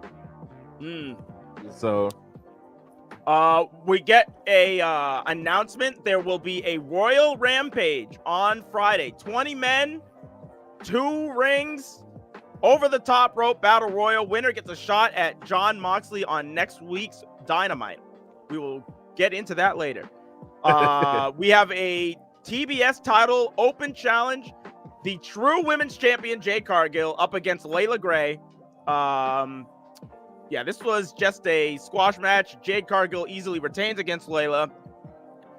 After this, Jade says she's tired of the fans and the women in the back bitching and moaning. She wants some real competition. Stokely Hathaway gets on the mic, says that last night at 11:49 p.m., Jade offered up an open challenge, and some girl that doesn't even work here accepted the challenge. Stokely says that Athena and Statlander aren't overlooked, they're just lazy. So after saying that, Athena and Statlander run down to the ring. They start to get an upper hand when Layla Gray, Jade's opponent, helps them out. Stokely was talking to her on the floor when the fight was starting to break out, and Layla came in and started helping the baddies. She tries to shake Jade Cargill's hand. Jade Cargill just pushes her away and tells her that she ain't a part of their group. And so, yeah, she leaves Layla just standing in the ring, but keep a lookout for that. After that, we go to the back. Was there anything you wanted to say about that, Dope, by the way? No, Jade is a freaking star. I don't know if they're trying to slow build her versus Athena. What's the next pay-per-view? Oh, when is it? All Out in September. Damn. Okay. Yeah, I don't know how they're gonna do it. I don't know if they're trying to stretch it out. But yeah, Athena should be getting her hands on Jade or Statlander too pretty soon. One of the two need to get their hands on Jade pretty soon. But Jade is a freaking star, man, and I love how she did Stokely. It was like, yo, stop playing with me. Give me some competition. And Stokely was like, well, damn. Yeah, I think Statlander's Statlander's gonna be the lead up to Athena. I think that's why they have these two specifically coming out all the time. I think Statlander's gonna be the opponent, and then at All Out, like before All Out, and then Athena will be the All Out opponent. I think that's how they're gonna frame it probably. The Young Bucks are backstage with the World Tag Team titles. They say that all of their friends are hurt. Kyle, Bobby, Adam, all of them are gone. They're lonely. They've got no friends here.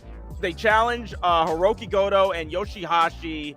Or Hiroki Goto and Yoshihashi say they want a shot at the title, excuse me. But the Bucks say that if they want it, then they have to beat them in a non-title match first. So we are going to get Hiroki Goto and Yoshihashi on Rampage against the Young Bucks in a non-title match. Where supposedly if they win, they get a title match. More on that in a little bit. Now we are in our main event with about an hour left on the show. Blood and Guts 2, the Jericho Appreciation Society versus the Blackpool Combat Club, Kingston, Santana, and Ortiz. Now, the Jericho Appreciation Society came out and they were dressed like NSYNC. Like a boy band in the 90s. They looked ridiculous. It was insane. And the Blackpool Combat Club, Kingston, Santana come out. Ortiz has got war paint. Just they're coming to kick some ass. The match starts off with Claudio and Sammy. I'm just gonna try and go through some of the bigger moments of the match. There was a moment where Sammy and Claudio are in the ring at the beginning of the match, and Sammy is running away from Claudio just to run down the clock. So Sammy just starts jumping on one rope to the other rope to the other rope to the other rope towards the center of the ring at the opposite end of Claudio just to get away from him. There was a part in the match where Santana ends up coming into the ring. He hits, it looked like a suplex, I believe. And as soon as he does, he just goes down and says to the referee that his leg is messed up. Like he was clutching his leg. Yeah, that was bad. Would you want to say something on that? I was gonna let you finish, then I'll give you my thoughts. Go ahead. All right. There was a part where Daniel Garcia and Wheeler Yuta, there's just a bunch of different shit going on, but these two were just in the center of the ring, just smacking the shit out of each other. When Jericho entered the ring, I'm sorry. When Eddie Kingston entered the ring, he entered the ring with a thing of what was it? Alcohol. He came in with a thing of alcohol and a kendo stick. He started going through, somebody explained it the best when they said that when Eddie Kingston got into the ring, he started swatting away members of the Jericho Appreciation Society with the kendo stick, like Darth Vader in Rogue One, for whoever's seen that movie. He was just killing everybody. And then Matt Menard tried to stop him midway through and just got annihilated. And so did Jake Hager.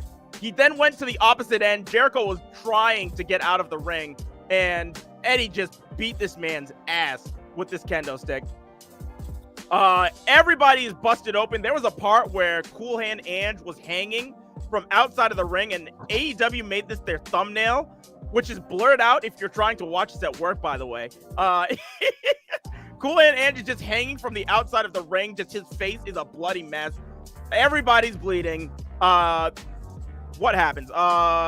Jericho tries to climb to the top of the cage, who's followed by Eddie, who's followed by Sammy Guevara.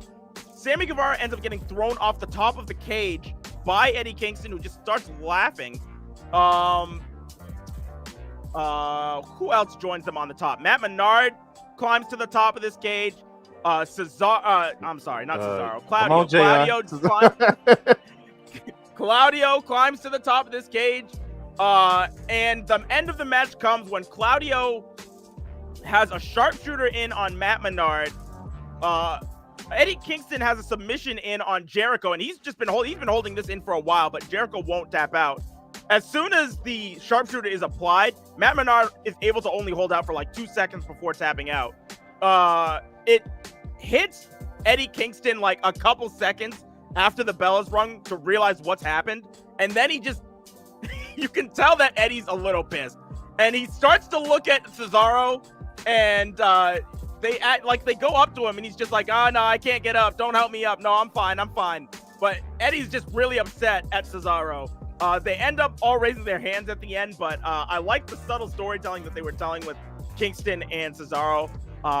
It's only been 2 matches into his AEW career, and they are doing a lot with Claudio already. The Combat Club and Santana Ortiz and Kingston winning the match, with Santana carted off, what would you even say, like 20 minutes into the second hour? As soon as he got in the match, it was... Yeah. It was bad. Push, what's good, my guy? What's up, Push? How you doing? What's up? He said, like Eddie said, he fucked up his back. Yeah, he did say that to Cesaro, and he was like, I don't know what happened. Give me a minute. When they was on top of the cage. So hopefully he just had maybe like a tightness or something. It ain't nothing too serious. This was my least favorite blood and guts match from AEW so far. Out of the 2? Yeah, definitely. Outside of a few spots, it just... So it was a lot of new guys. You know, this is their first time getting in this match. It just seemed like it was a lot of confusion going on in the match, where it's like, hey, what are we doing? And then when they finally like seemed to get it together and got it on pace and going, Santana comes in, and like now they really moving because they getting it. I'm like, all right, now they picking up the pace. Everybody's starting to get comfortable with the environment of the match for the people that's just, you know, first time being in this type of cage. And you can see him building confidence in the match, and he goes down, and it's like everybody just kind of got nervous again, just kind of looking like, oh shit, now what do we do next? And like you can hear it's a lot of talking going on where they're just confused. People are walking. It's a part where Cesaro actually waited for Hager to do the stare off, and Hager just kept walking to the other side of the ring to grab somebody else. And Cesaro was like, oh, okay, well, I'll just go grab this guy, start a fight. I'm sorry, Claudio. God damn it, JR. I'm JR too now. Claudio is kind of looking at him. So then they end up doing it later on. But yeah, it was my least favorite one. It had some good spots, good moments. That swing on top of the cage was dope. That was a dope camera shot. Yes. Yep. Dope angle. Them bringing rubbing alcohol was just crazy. Like you got people going through tats, and you bringing rubbing alcohol to act like, bro, that is crazy. You're insane, man. But that shit was hilarious. All types of pain. That's hilarious. Hey, that's what it's about. And applying pain. And trust me, get some tats in your back. Nothing go burn more than some alcohol. So, hey, do you remember the match that he had with Moxley? It was during the pandemic. It was like for the world title. It was like a hardcore match when he suplexed him on top of a thing with what was it, tacks, and then he put salt all over his back after the fact. Yeah. Eddie Kingston's freaking nuts, dude. Oh my lord. Yeah, man, that guy's crazy, man. Like he fits perfectly for this type of match. Like this man, this guy's streets. Like he's from the streets for real. Like those type of matches fit him because he thinks about stuff from a street aspect of it. So, I mean, come on, bro. Rubbing alcohol and salt on the wound. Come on, man. No, who does that, man? So in a wrestling match, this guy is crazy, man. Like he's really out there trying to kill somebody. So, but outside of a few spots, Sammy taking that dive was pretty dope. The swing was dope. Moxley was struggling to get his ass on top of that cage at the end of the show. I was like, you might want to just go down because the show's over. Like, Yeah. Claudio was reaching his hand out like, "Hey, you want to take my hand?" Mox like, "Well, if I grab your hand, I gotta let this part go."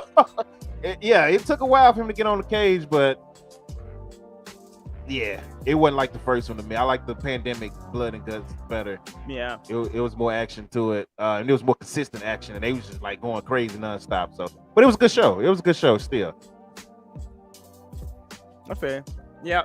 I thought that this was I thought it was a good match. I thought that the Blood and Guts match, I enjoyed it. I think I agree with you. I don't think I got the same level of excitement as I did last year. And I don't know if it's because last year's was just like a new thing that they were trying, and because last year when they were doing it, like I was thinking, what's the ring gonna look like? How are they gonna do this at Daly's place? You know, this, that, and the third.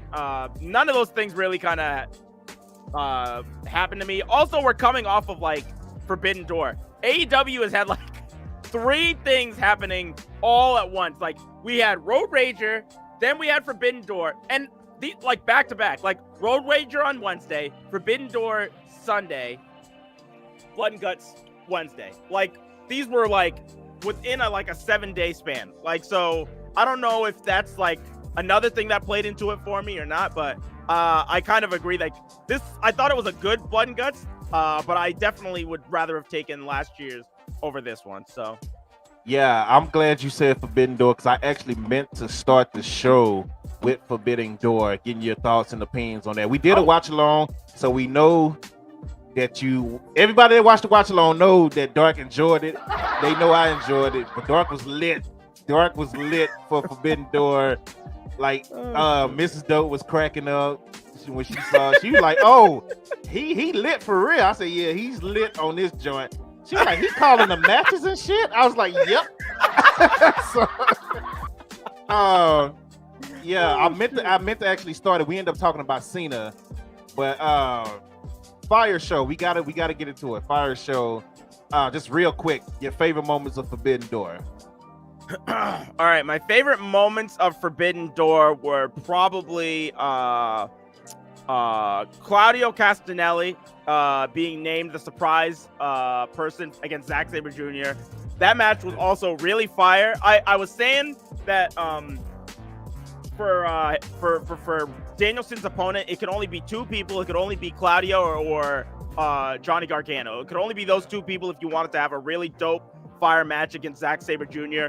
that would fit that technical type of style. And with the match we got wasn't super technical, but it was a dope match nonetheless. So that match was really dope. I thought that the 4-way between Jay White, Adam Cole, Adam Page, and Kazuchika Okada didn't live up to what I wanted it to be because of the injury that happened to Adam Cole. I'm glad that they ended it early and that they didn't keep going while Adam Cole had a fucking concussion, because that wouldn't have been terrible. So that's what happened. That's what it was being reported as. So when Okada, at one point in the match, Okada goes for the Rainmaker and Adam Cole ducks it, but he clips Okada's arm. And I think that's what gave him the concussion, because after that, he just goes down and he doesn't get back up. So, but yeah, that match was starting to get good. The match went 21 minutes, which is kind of crazy when you think about it. But the match was starting to get to a good point, and then it just kind of just ended. So that was my problem with it. And there's nothing you can really do it when that stuff happens. What other? Glad that Pac finally got his first title, and he's going to be defending it in Rev Pro. I don't know if it's this weekend or next weekend, but he's taking it to England to defend his first defense. So I thought that was really cool that he's taking the All Atlantic title outside of AEW to defend it for his first time. So that's cool. Maybe that's what that title is for. Yeah, they should do that. The opener of the show, way better than I thought it was going to be. Did not expect the Jericho Appreciation Society, Minoru Suzuki, and Eddie Kingston, Shota Umino, and Wheeler Yuta to be as good as it was. I thought it was just going to be a filler 6-man match, and it ended up being fantastic. But my match of the card, I'm trying to go through this quickly, but my match of the card was Ospreay and Orange Cassidy. This was a match of the year contender for me. This was just phenomenal. The sequences in this match were just insane and crazy. Cassidy going for the orange punch and then getting caught midair by Ospreay with a cutter, and then followed up with another Oz cutter was just, oh man, it was great. I love that match so much, and I've already watched it like 2 other times. So like, yeah, great match. Excellent gymnast, boy. I tell you, you got to cut this AEW hate, man. That was a fire match. Orange Cassidy versus Okada was good. It was a good match. But hey, it's not for everybody. Apparently, we got Boss Man saying excellent gymnastics. If you like the hate on AEW, there you go. That's your guy right there. That is your guy. He said there was some wrestling in there.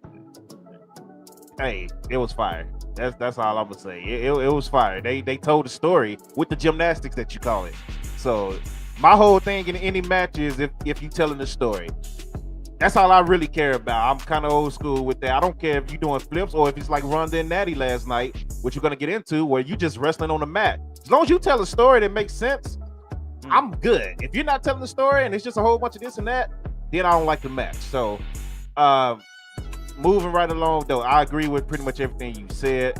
Sad to see Adam Cole going out like that, man. I didn't like that at all. It looked weird. We talked about it when it happened. But match of the night, of course, like you said, Orange Cassidy, Ospreay. Ospreay is just good, man. Like, he is just insane. That's just good, man. Like, if you don't like Will Ospreay, I don't know what to tell you. Like, yeah, Boss Man, we don't know what to tell you. Oh, Boss Man. Oh, he don't like Ospreay either? Yeah. No, of course not. You hear what he was just saying? I thought he was talking about. I know he say that about Orange. I didn't. Okay, well, hey, whatever. If you don't like Ospreay, I don't know what to tell you, my guy. Let me get back to the comment. I'm trying to make sure I don't miss nothing. How bad is Cole? I don't know. If he got a concussion, he gonna be out for a while. But I know he had another injury before that, going into the match. So FTR, facts. Said you would say for me, Shibata was your high point. Yeah, that's another thing I didn't even talk about. Shibata came out right after Ospreay and Cassidy, which you didn't get a chance to breathe. Yeah.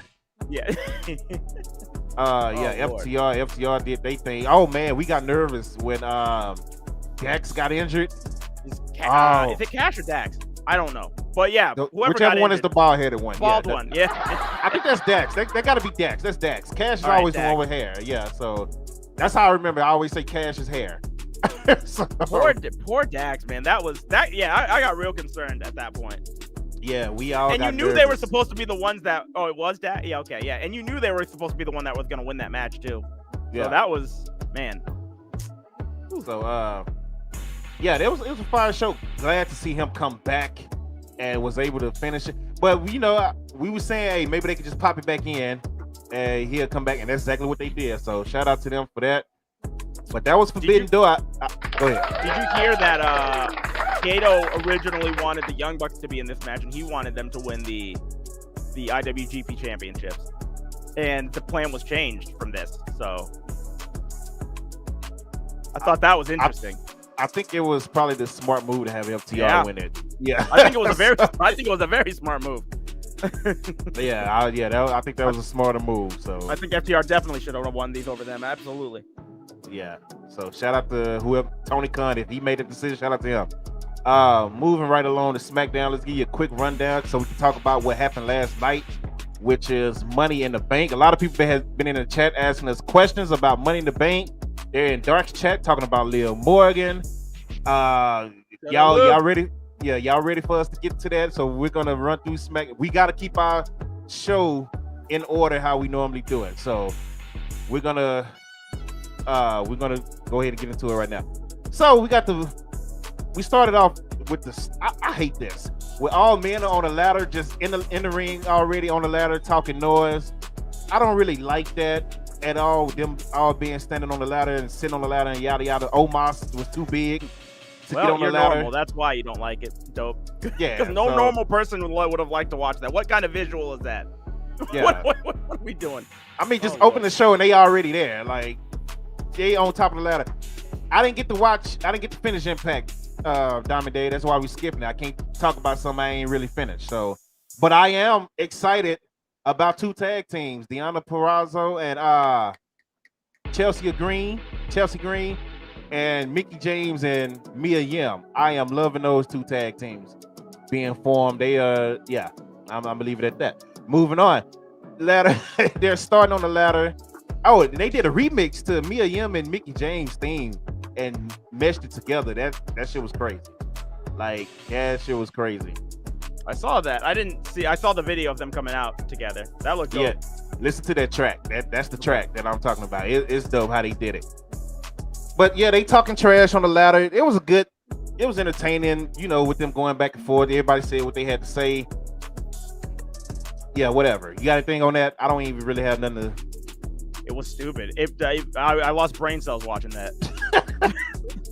It was just like, oh man, like when one person started coming out and another person and another person and another person, and then it's just like, let's have ourselves a good old fashioned battle royal, and then that's how they actually posted it on YouTube, was a good old fashioned battle royal. It's like, are you kidding me?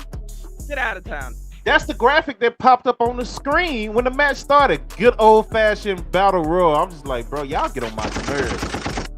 They get on my nerves, bro. But yeah, all these people coming out, and he's like, let's have a battle royal, even with the competitors that's already in the freaking Money in the Bank. So what was the point? And then Michael Cole kept saying it's for supremacy over the WWE. How? Wow. And even Pat McAfee was like, so say this again, it's for the supremacy of WWE? Michael Cole's like, yeah. And I was like, okay, well, no titles on the line, like nothing. It's just a random ass battle royal, but it's for supremacy of the WWE. Roman Reigns is at home with both titles, but this random ass battle royal is for the supremacy of WWE. So, okay, all right, whatever. Happy Corbin wins the battle royal, by the way, just for those who don't know. If you didn't watch SmackDown or you living under a rock, hey, whatever. Happy Corbin is the winner of the battle royal. Moving on, Ronda Rousey and Natalya, they do backstage interviews leading up to their match, talking noise. And I'll have nothing to say on that. You got anything to say on that? Nothing.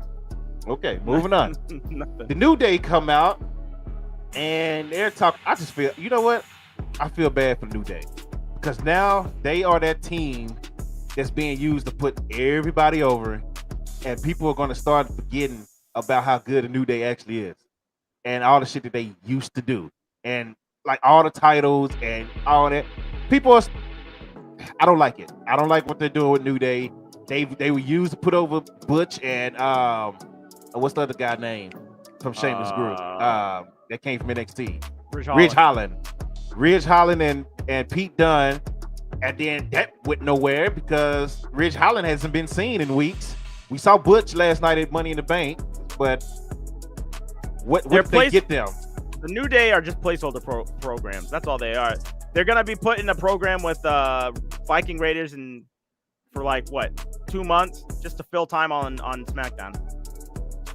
You said Holland's injured too? God damn, bro. Yeah, everybody's injured, bro. What in the world? Jesus Christ, dog. Oh my God. Okay, well, that's news to me. I didn't know he got injured again. What type of shit is that? That's crazy. Rob, you know what? You bad luck.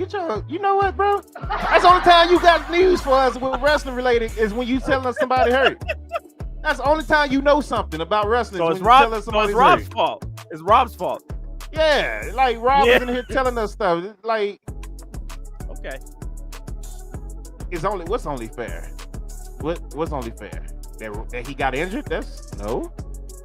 If that's what you're saying, then no. Disagree. Definitely disagree. We don't want nobody to get injured. Him injuring Big E was an accident. So saying he got injured and that's good for him because Big E is hurt. Nah, I don't. That was an accident, man. So you mad at Ridge Holland now? Big E is one of my favorite competitors. So what? No, come on, man. You don't wish injury on nobody else. Cause stop, man. What the hell wrong with you, man? Real him, damn it. But it's not. All right. Well, all right. You have fun with that. Back on to push number. What the fuck? Look. Oh shit! I'm just here laughing. This is how you end up on wrestling cringe, boss man, saying shit like this. And that's why they blocked you. This is why you get into it with Sean Ross and all his people attacking you. Shit like that is why you getting attacked. Oh, shit. I don't know. It sounds like you just wished injury on somebody, man. It did come off that way. But moving on, the new vicious Viking Raiders, as Bro, they called said that like 8 times. They really, goodness gracious. It was supposed to be a match with New Day, and they introduced him as the new and vicious Viking Raiders. Samantha Irvin literally had to say that on the mic while they coming out to the ring. I was like, y'all better cut the bullshit right now. Stop doing this, because I'm about to turn all this shit off. Then Pat McAfee was just like, they're the new and vicious Viking Raiders, and then Michael Cole. It's just like, good lord. Which I do love the Viking Raiders being heels. They fit way better on the main roster as heels. So I'm not mad at them being heels. I'm mad that it's always the New Day that has to get these teams over. And then we're going to see this happen for 6, 7 weeks, 8 weeks like we did with Sheamus group. And nobody gets anything out of it at the end. Like, we have other tag teams on the fucking main roster that can be used. We talked about how the Alpha Academy, they're just being used like New Day, just getting beat by solo time fillers. Like, just yeah. Former champions, man. Like, what are we doing? What are we doing? I'm saying, man, they're not. The tag division is just not a serious thing, and it's crazy. The tag division should probably, I would argue that the tag division should be hotter than ever now that one team has both belts. Right. You should have everybody gunning after the Usos, but like, it's gotten worse. It's like, yeah, how the hell did that happen? Yeah. So moving on, we have Team Raw versus Team SmackDown from the Money in the Bank. Who is the producer for the tag division? I have no idea. Don't care to know. That's the same producer that's producing the whole show, probably. Yeah, I don't even care to know. I just fix the shit. That's all. Whoever it is, fix it. But moving right along, Team Raw versus Team SmackDown Women's Division Money in the Bank competitors. Alexa Bliss, Liv Morgan, Asuka. They defeated Raquel Rodriguez, Lacey Evans, and Shotzi. Liv Morgan is the one that went over in this match. So they told you twice this week that Liv Morgan is the person you should be looking out for. Said it last night on the stream. They gave you heads up. They made Liv look real strong in this match. Gave her the zoom in, camera focus. She looked like a badass at the end of the match. Yeah. So, you got any thoughts on this match? Boggs, we're gonna get to Mansoir in a little bit. The Usos are an extension of Roman's push rather than a genuine effort to elevate the tag division. Yeah, pretty much. A tie. Yeah, pretty much. That match. Yeah, I just really hated that I was seeing 4 Raw competitors on a SmackDown show out of nowhere, and that we had basically a Survivor Series match just out of the blue. I didn't like this. That kind of pissed me off. I was just like, why the hell? Yeah, it was random. It didn't bother me because the match was decent. They did a good job, but it was random as hell. Then Becky, how's Becky is the one who gets to sit on the mic and sit at the table and talk. Why is she there? Why? Yeah, why was she there? Like, what in the hell? Good lord. Yeah, but in terms of the match itself, you are exactly like I was saying before in Raw. You were 100% right. Like they were telling you about what they were doing with Liv. If you paid attention, and I did not pay attention to both of these instances. So, yeah. But yeah, also, but to be completely fair, even if I had seen both of these matches, I don't think I still would have believed it. Because last year, like I said, WWE had the opportunity and they didn't take the shot. And man, yeah, that's all I really got to say with this.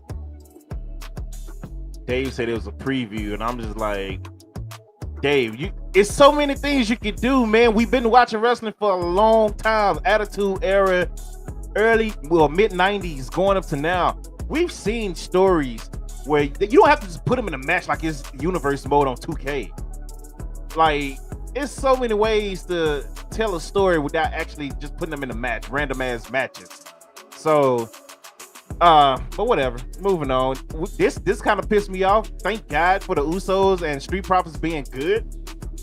But when I saw that, we have the Usos and the Street Profits at a Ask Me Anything segment, I was like, what are we doing? As soon as they announced it, I got mad. I was like, what are we doing here? This is childish. This is dumb. Ask Me Anything.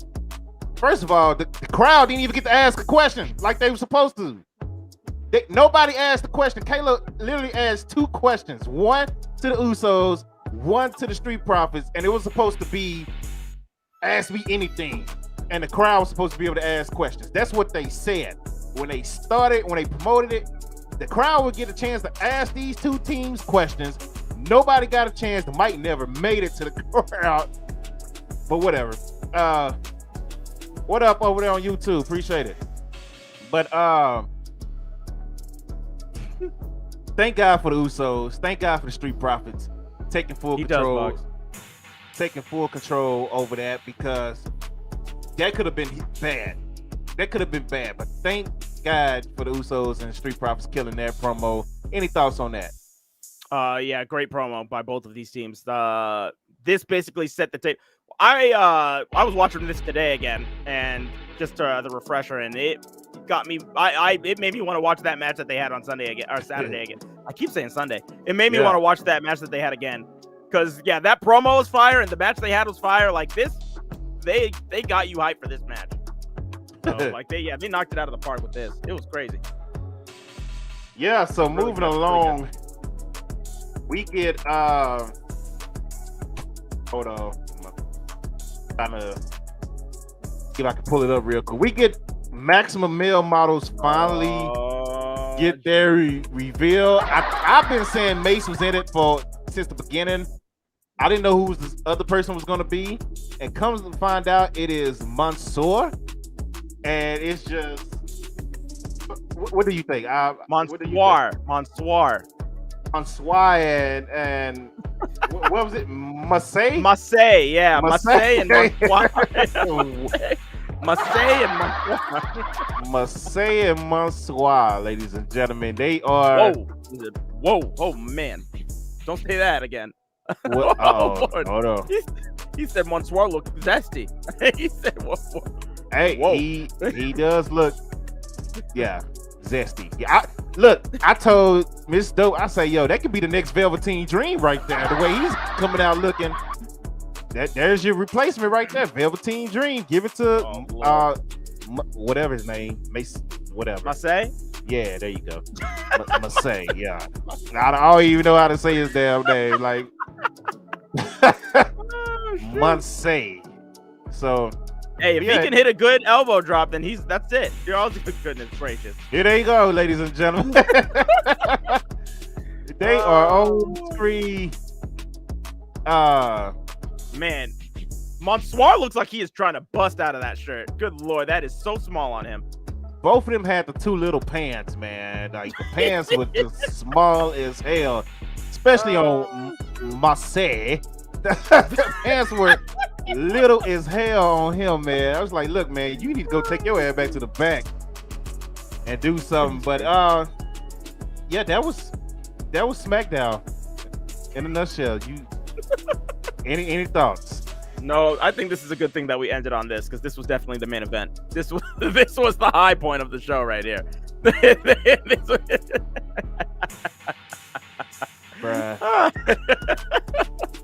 This. Oh shoot! Oh man! I'm just happy to see Mansoor on TV. I'm happy to see Mace on TV getting used, and maybe they can do something, because these guys can go in the ring. I don't care for the gimmick. I think if they want to do this type of gimmick, they need to add Fabian from NXT. I'm sorry, Giovanni now is his name now. They need to add him to the faction. But I am glad to see Mansoor and Mace on TV again. Max Dupree. if Max Dupree adds a female, then I'm sure they would bring Ginny over from the. Ginny would be a great addition to this, only because that's literally her character now, like you said, Dan. Yeah, she plays a character. Her character in NXT UK. I don't know if you've seen it, Dope, but her character is she calls herself the fashionista. So she would actually work really well. She dresses in very extravagant gear for her interviews and stuff like that, so she would do very well. I believe she's dating Walter. So. Oh yeah, that's right. Yeah, that is the same girl. Yeah, she is. So, what? Yeah. What I tell you? We also had a rematch. I don't know if I missed it. I don't know if that was this week or last week. I might be getting confused, but Gunther defeated Ricochet again. Ricochet is now written off the title picture altogether. Yeah. He's done.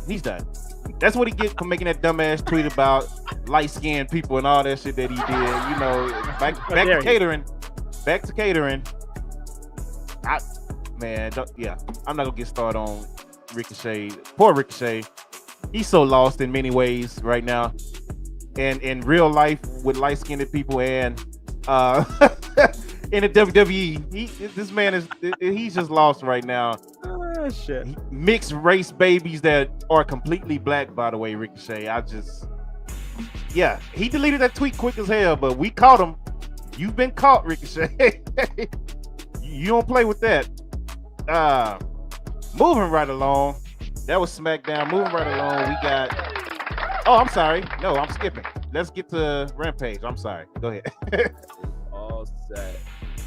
All right. So we move on to Rampage, where we started off the match with the.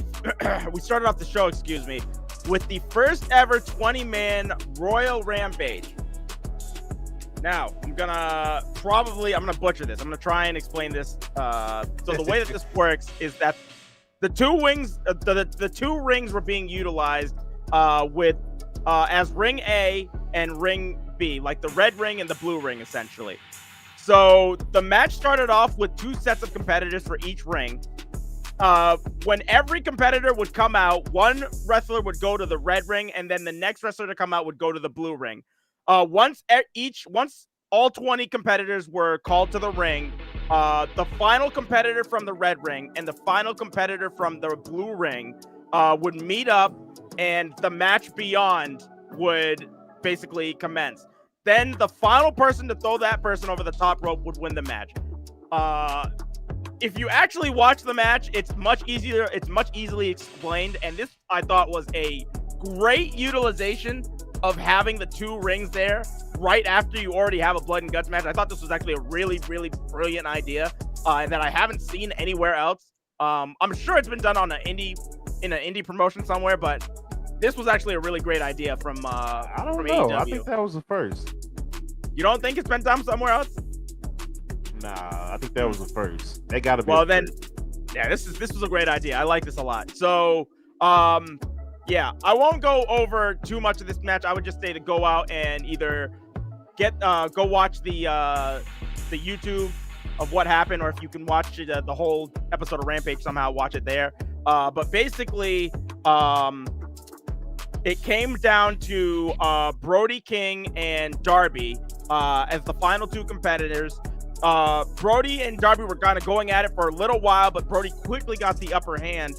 Then Brody went over the top rope, grabbed Darby in a chokehold, and you can see that on my screen right now. And he dragged Darby over the top rope and just held him there. So he's got Darby in like a guillotine chokehold, and Darby's just hanging above the ring, and he's just holding on to it. And then he just lets Darby go, and he drops. And he's dead. Like he was out. He was out on the cold. Like this was the best way to build up a wrestler.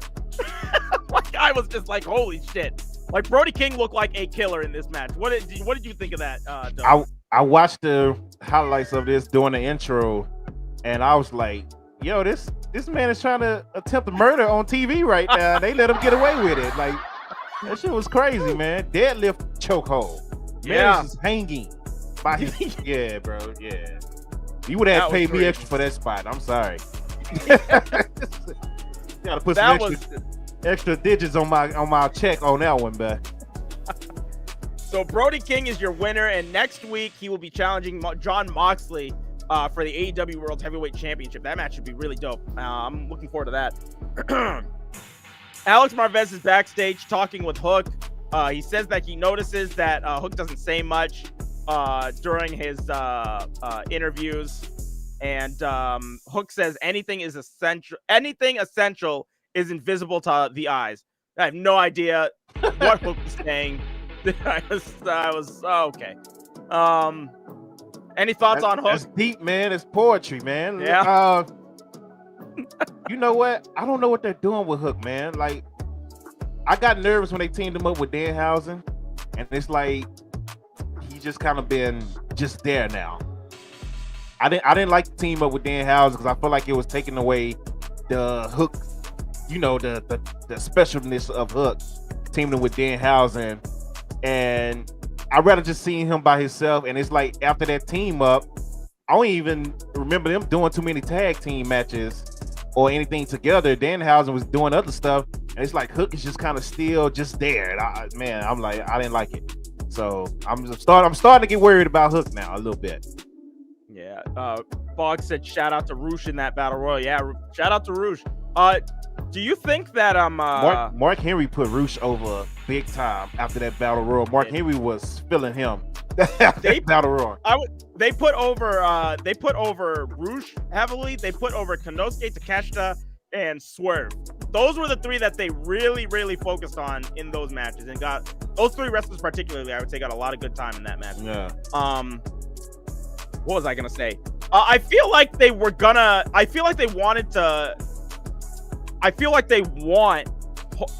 have Hook go after that TNT championship, but it keeps getting like put into more and more programs.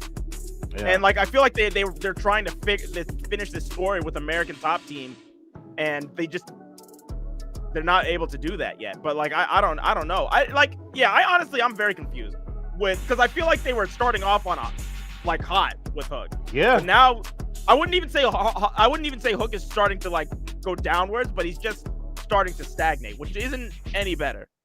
Yeah, he's just there. Yeah. He's just there, man. So yeah, I don't like what I'm seeing. It's more new people coming in, and I'm getting nervous for them. So up next we had the Headhunters, Hiroki Goto and Yoshihashi, going up against the Young Bucks. This match was insane. So these two teams go back and forth, a lot of GTR attempts, a lot of super kicks. The match comes to a close when there's a double super kick to Goto.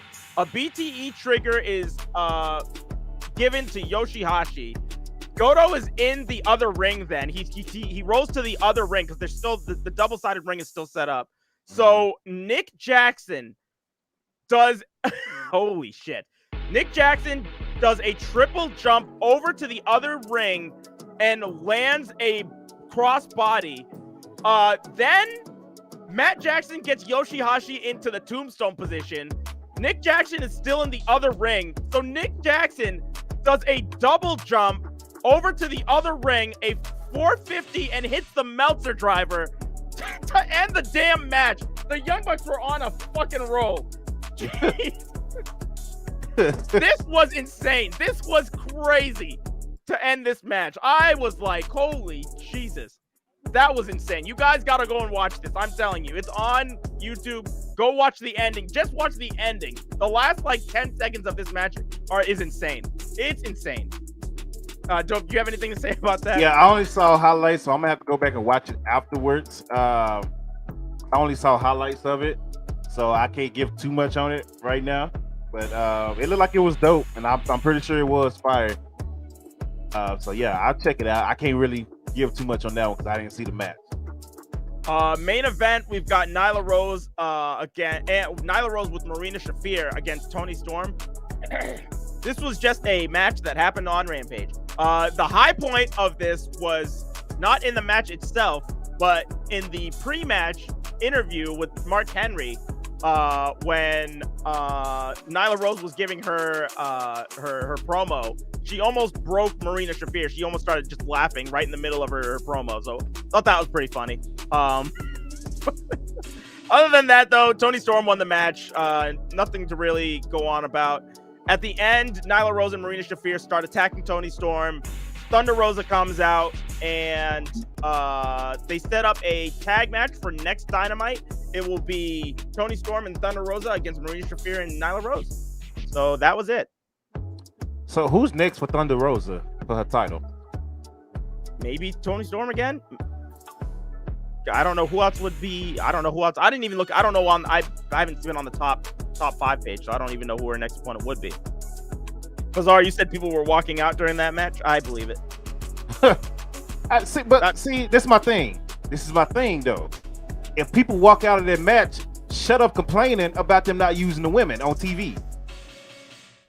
You don't respect it. We talked about it during the Forbidden Door. That was the bathroom break. Everybody was gone. And that was a good match. That was a really good match. But people complaining and want to talk shit about Tony Khan not using the women. Why would I use them if you're not going to respect them enough to stay? What up, face? Why would I use them? Like, why would I use them? No, okay, I understand it's late. But what about the pay-per-view? It happens plenty of times. Every time there's a women's match, you see the crowd disappear. Every time. So, don't complain to Tony Khan on Twitter and try to make him come off as this bad guy who don't respect the women when you don't respect him as the crowd. Tony Khan, y'all know Tony Khan is about the pop and the ratings. If y'all not popping or give him the rating, he's not gonna do it. So, this is Dave. What up, Dave? On the Bizarre one on the YouTube. You went to YouTube. Okay, you left Twitch. All right, cool. But stop. If people walked out, don't complain about it. So that's all I gotta say about it. You got anything else? No, that's it. That was Rampage. There you go, Rampage in the building. Let's get right into Money in the Bank. We're doing pretty good because we went through 2 extra shows and we only 2 hours in, and we on the last show right now, ladies and gentlemen. We are rolling through this. Told y'all we're gonna get better. No more 4-hour shows unless we just got like a lot of shit and a lot of people talking. So the 4-hour show days are done. So let's get right into it. Liv Morgan wins the Money in the Bank. She defeated Asuka, Alexa Bliss, Becky Lynch, Shotzi, Raquel Rodriguez, and Lacey Evans. Pretty solid match. You got any thoughts on that? Any highs or lows on that match? On the women's Money in the Bank ladder match, Shotzi almost killed herself. That was scary. That's always, though. Yeah. She came up and her head was just a bloody mess. Bliss didn't really do anything that stood out to me in that whole match. Did you catch up on any, I didn't see her do anything that really just that power bomb that off the top of the ladder that we got nervous about. Oh yeah, okay. And she landed it safely, but we got real nervous. Who was it on? Was it on Lacey? I think it was on Lacey. Was the flip over power bomb off the top of the ladder? Oh yeah. Okay, yeah. That was her. Okay, yeah. Yeah, that was. Oh my Lord, Jesus Christ. Yeah, so shout out to Liv for that. I mean, Liv is good, man. She's finally getting her moment, man. Liv is good. Oh, so. was that Liv or Alexa? I was saying Alexa. Oh, you said Alexa. I'm sorry. I thought you said Liv. No, that was Liv. Alexa didn't do nothing. Yeah, that's what I thought. Okay, yeah, no, Alexa didn't really do much of anything. So Becky Lynch I don't even know why she was there. So I'm telling you, they needed bodies, bro. I'm saying, oh man, Jesus. Anyways, the women's ladder match this year, it was better than last year. Some crazy shit did happen, but it was just okay. Right person won. I will say that. Say that. Last year, I didn't care for the match, and then Nikki winning made it even worse for me. So this year, the match wasn't great, but at least the right person won over this year. Yeah, Raquel was very sloppy in this match. So she killed some of the excitement and some of the spots because she was just throwing ladders. She was hitting herself in the face with ladders. like she was all over the place. Definitely a better match than last year's women's match. I can tell you that. Has she ever been in a ladder match besides this? She's been in like Not- last man standing matches and stuff. I don't know if she's been in a ladder match before. Yeah, I don't think she's been in a ladder match either. Yeah. Or wait, at Stand and Deliver, was that a ladder match against Toxic Against EO? Attraction? I don't remember. I don't think it was. No, it wasn't. It wasn't. So no, she hasn't been in a ladder match. So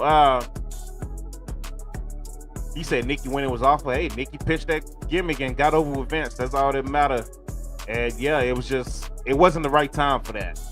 And it went downhill fast. It was the wrong timing for them to put that title on her with that.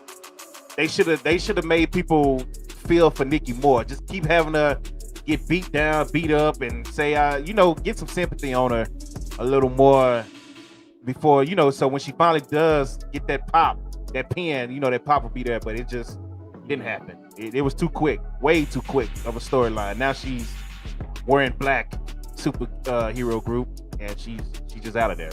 Whatever. Bobby Lashley defeated Theory to win the United States Championship. And then Bianca Belair defeated Carmella to retain a Raw Women's Championship. Any thoughts on those two matches? That women's title match went so... What did they say? How long did they say that match lasted? Like 5 minutes? 7 minutes. Right at 7 minutes. But it felt like 20. That's insane to me. It felt like it was going on for so long. Oh yeah, no, I was not a fan of that match. The Theory Lashley match was that was a decent match. But the Bianca Belair Carmella match was just goodness gracious. Oh Lord, we've seen it so many times. Like they did it for the SmackDown Women's Championship just last year. Yeah. Even fighting at music festivals, like, oh man, I ain't gonna never forget that. The crowd was so dead. But Ty said in retrospect, Bobby beating Theory should have been a sign.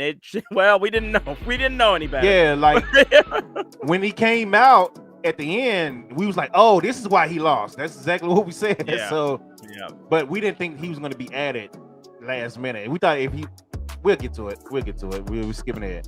I'm glad Bobby won. And people forget that Bobby and MVP are the ones who introduced that new title, that U.S. title that we see now during the pandemic era. People forget that was Bobby Lashley carrying that title around. And then MVP carried it around as well. That was all Hurt business right there. So shout out to Bobby Lashley getting gold. It's, I think the Braun Breaker thing is going to happen. So I don't see nobody else. That would be interesting. Yeah, I don't see nobody else right now. Other than AJ, I think that's the only other option you have. And I don't see them doing that because it's face. So unless they do something with the Judgment Day, which we don't. Man. Oh Lord, are we? I'm trying not to get mad. I'm trying not to get mad. But yeah, the Judgment Day. They're gonna have. Yeah, no, I think we might get. I think you're right because I feel like we're gonna get Edge and AJ against Judgment Day at SummerSlam. I think that's the match that they're gonna do, and that'll be so stupid. Yeah, they're gonna kill it. They're gonna kill it immediately.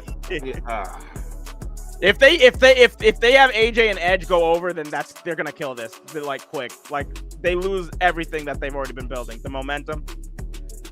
With Finn already as leader, losing a big match like this at SummerSlam, they would need to go over, but don't see that happen. I don't know why I even brought up Judgment Day because it made me mad instantly. I'm starting to think about Finn and Priest. We're not gonna go there, but Push talking about that means Gunther versus Lashley. We got a long way to go from that, bro. It's so much storytelling you got to tell beforehand, though. That's what I'm saying. Like that's what I hate about WWE. They've already doing Money in the Bank.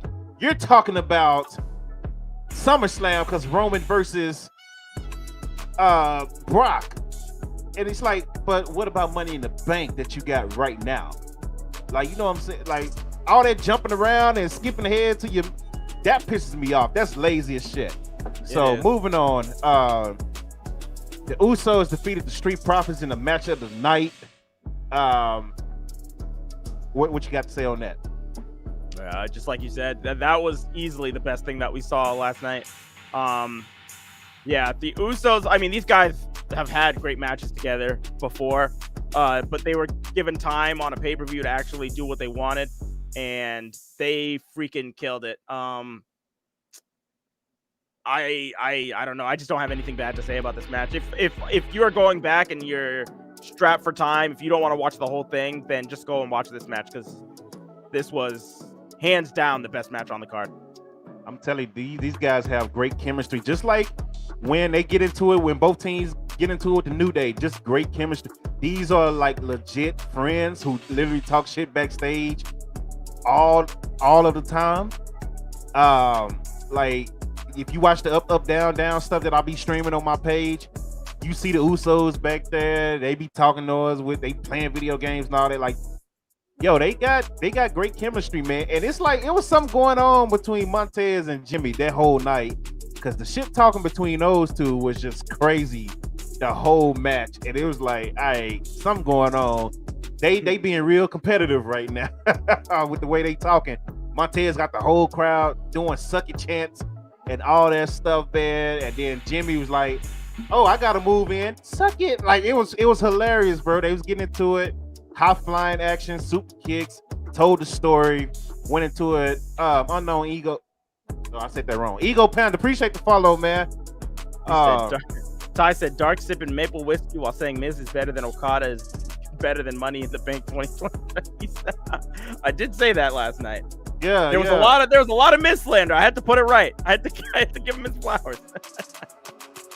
Yeah, that was, if y'all please go watch highlights of the watch along, man. Dark was drunk and lit last night, man. It was funny, man. That was a hell of a watch along. Oh my goodness. Yeah, it was funny.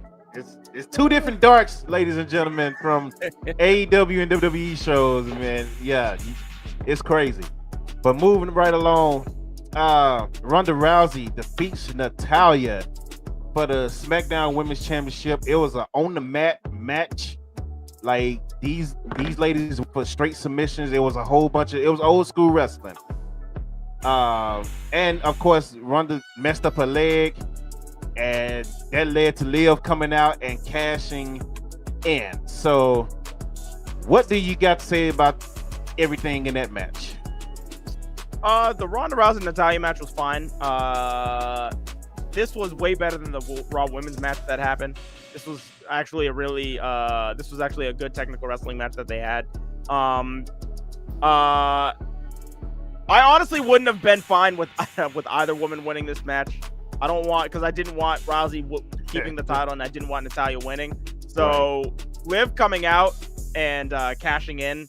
While I'm not the biggest Liv fan, that still gave me a outcome that was better than the two that I had desired.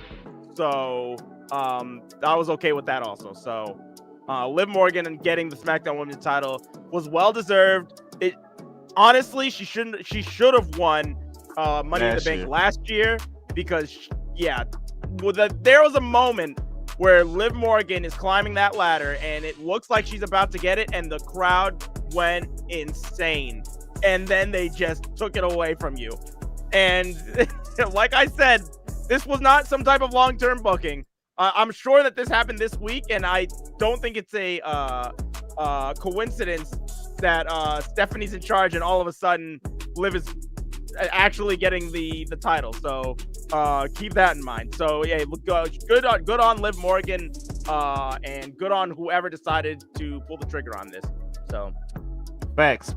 Push play. Nah, we all popped on stream when she did that Shawn Michaels pose while having Natty and the sharpshooter on Bret Hart's birthday. Telling you, I became a fan of Ronda again when she did that. I was like, oh shit, I want Ronda to win. I want Ronda to win now. Like, I changed my whole outlook on that match. But when Liv came out, I was excited. If you haven't seen the highlight on YouTube of our reaction with Get the Tables, it is on Dope Content's YouTube right now. It's only like a 2-minute video. We know y'all are, it's too long. I can't watch that. No, it's a 2-minute video. So you can watch it. So we're about to get into the mystery opponent, the mystery person. I already gave my opinions on Twitch. You can also follow Dope Content and MT Darkness on Twitch as well. So Darkness also has a YouTube as well now that y'all need to go follow. Yes, sir. Please go follow that YouTube. I'm putting the link up right now. So let's play this video. I gave my opinion last night, before everybody went to bed. So let me pull it up on screen and I'll let y'all think who it is. If I can find it, it's right there. There you go. Where is it?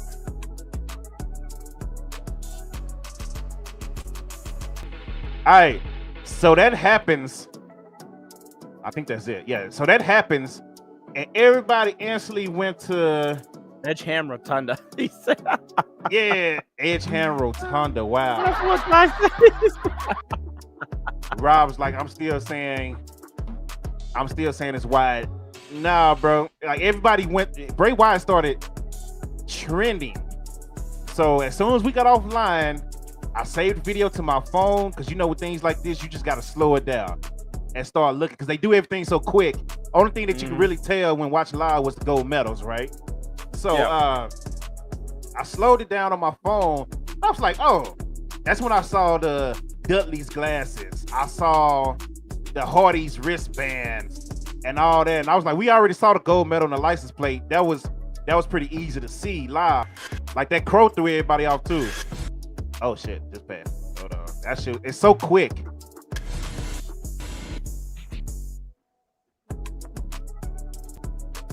Right there, you see the Dudley's glasses right there. And then when he walked by, you see the wristbands. That's the Hardy's. So, yeah, where is the video speed? I don't even know. Go to playback speed, yep, and then... Is it? Yep. Is it up? Yep. Okay. So, wow, you saw that. Damn, Jesus Christ. It's still, yeah. Even on 0.25 the speed, it just went right by. It's super quick, bro. That's why I said I had to do this on my phone because it was super quick. But right there, right. And then they show him again. You'll see it again. It's coming up again. Like that dude, that kind of threw me off a little bit. The cross, that gave me Fiend vibes. Gold medal, we all know that's Kurt Angle, right? But everybody knows Edge has been pushing his dark character. This is why Judgment Day started anyway. He left because they didn't want it to be supernatural. Wow, there go the Latino Heat. Is that Brood stuff? Yeah, the Brood candles right there.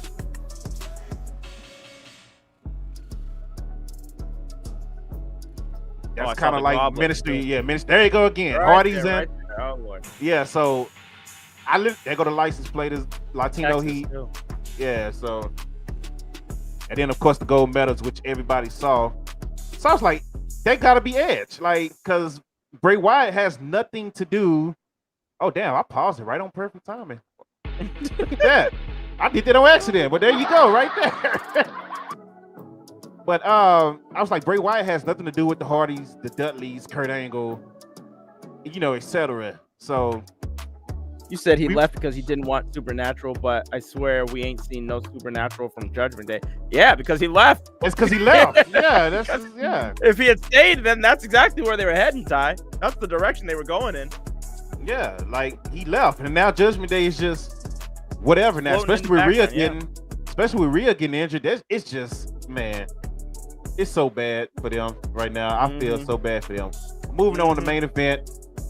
We had Drew McIntyre, Madcap Moss, Omos, Riddle, Sami Zayn, Seth Rollins, and Sheamus, the guys who earned their way to the match. We about to get the Money in the Bank ladder match, right? Here comes Adam Pearce, making it seem like it's about to be a real, surprise here, getting the crowd hype. And then here comes Theory. And I was like, oh shit, I forgot he's playing the Vince McMahon card. A lot of people was disappointed. Oh, we wanted somebody big, yada yada. Everything doesn't have to be that big. I was like, okay, let's see what happens here. Everybody immediately thought Theory was gonna win. I was still pulling for Sami Zayn, my guy, honorary Uce. Cause I got something I would have done with that, but whatever. My stream put 30K on Theory immediately. Yeah. They all thought Theory was winning. Yeah, I was like, goodness gracious. Theory, Vince McMahon, his way into that match, and he won, and I'm just like, you know what? Cool for Theory. A lot of people upset, mad, want to bring up his personal life and all that shit on social media. I hate when y'all do that. Like, stop. Please stop doing. If you don't like him, don't like him. Like everybody ain't gotta bring up personal lives and oh man, he did this back in the... Bruh. All right, man. Like I'm not gonna go there because I'm gonna piss some people off. I'm not gonna go there, but stop doing that. Like this man has obviously worked his way back to the company because he was on the shelf for a while. They took him away from Seth Rollins when he was on Raw and etc. And they brought him back to NXT, and then he worked himself back until to the main roster. And Vince obviously loved this guy. So 24, new star, young star.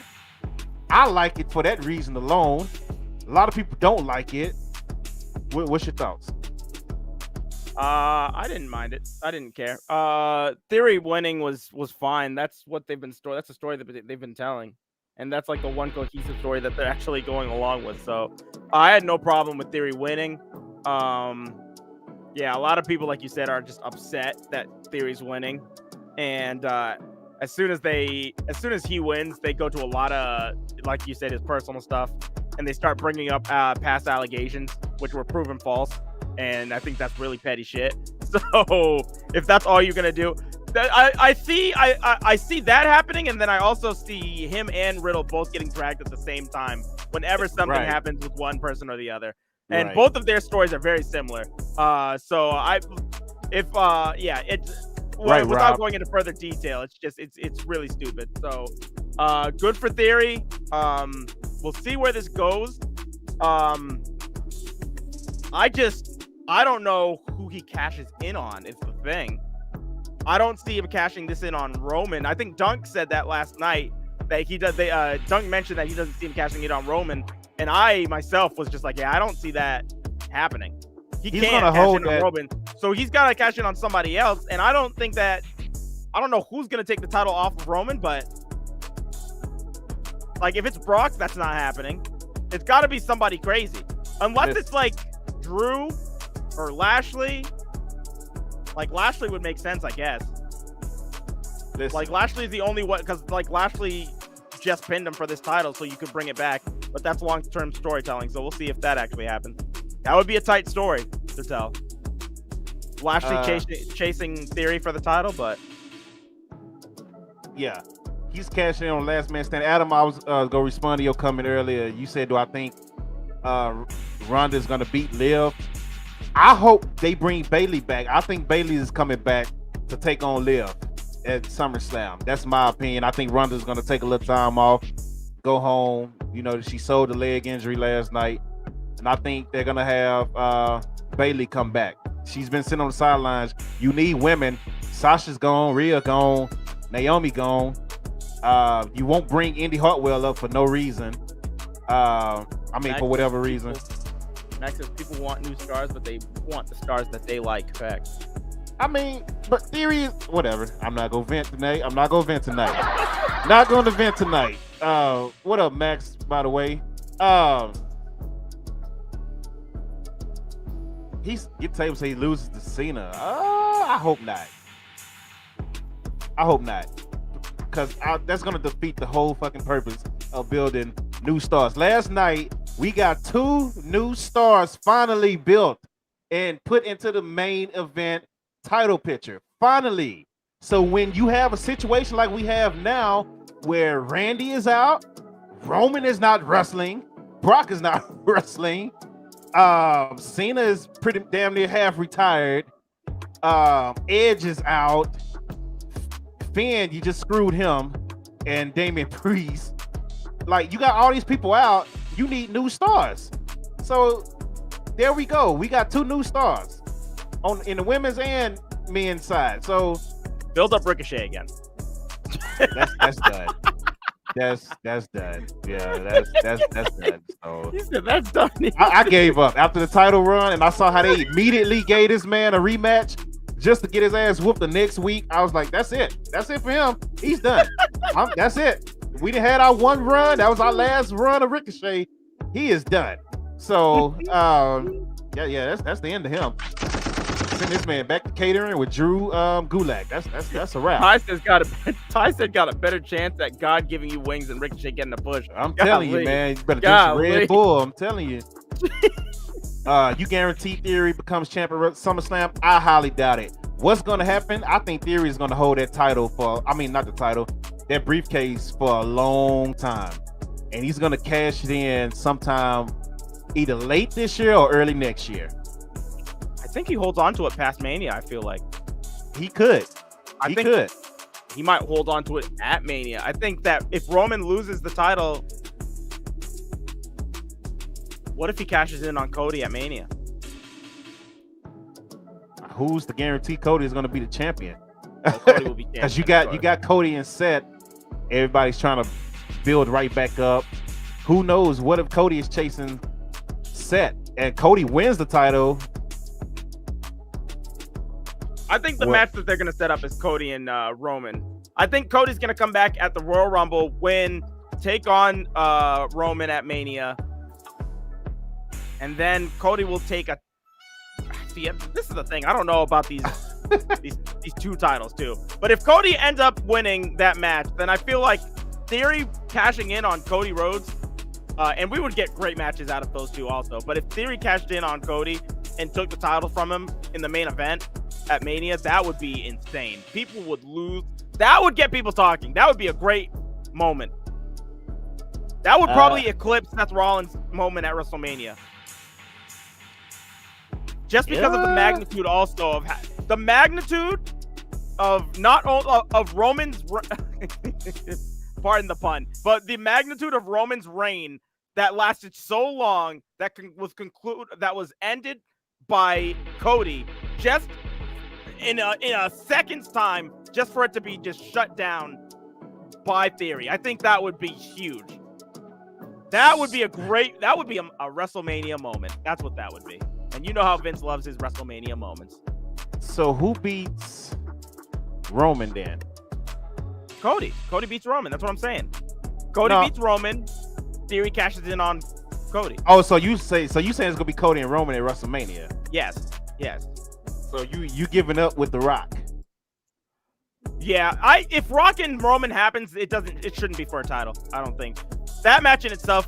It should be able to sell a main event spot by itself. Just as who's the real head of the table. That's all you need to know. Yeah. A title doesn't need to be on that match at all. There's so many ways that go with this. I'm trying to think of I'm trying to come up with what I would like to see from Theory. Man, I don't know, man. It's because I don't know how they're gonna do this SummerSlam thing. I guess I'm gonna have to do my Theory thing after SummerSlam because I really don't know how they're gonna do this SummerSlam thing. It's a last man standing match too, and that'll be obvious if he cashes in on the last man standing match, but it's too obvious for me. I want some shock value. Realize that they're gonna kill each other, aren't they? Yeah, that's what I'm saying. So, Theory's gonna. But the Usos are. We'll have to keep an eye on that too. If the Usos are injured for some reason, that might play into it also. If they get taken out backstage by another team or something like that, and Roman's going to the ring by himself that night. Oh man, SummerSlam's gonna be interesting. We'll see. Yeah, we gotta see how they build this. We gotta see how they do it. Give me Walter and Lashley at Survivor Series. Hey, goodness gracious. Let's hope that both of them can hold their titles until then. I think. How long is November? November? Oof. I know Walter's gonna hold on to his. I don't know if Lashley's gonna hold on to November. Nobody has beaten Walter before November for that title. Yeah. They have nobody to beat Walter for that title right now. So this is why I'm glad people like Theory are getting pushed. Younger guys. You said Omos versus Walter is more WWE booking. Oh, good lord. I don't want to see that. Yeah, give me. Let's not hope for that. Let's pray for Lashley and Walter, okay?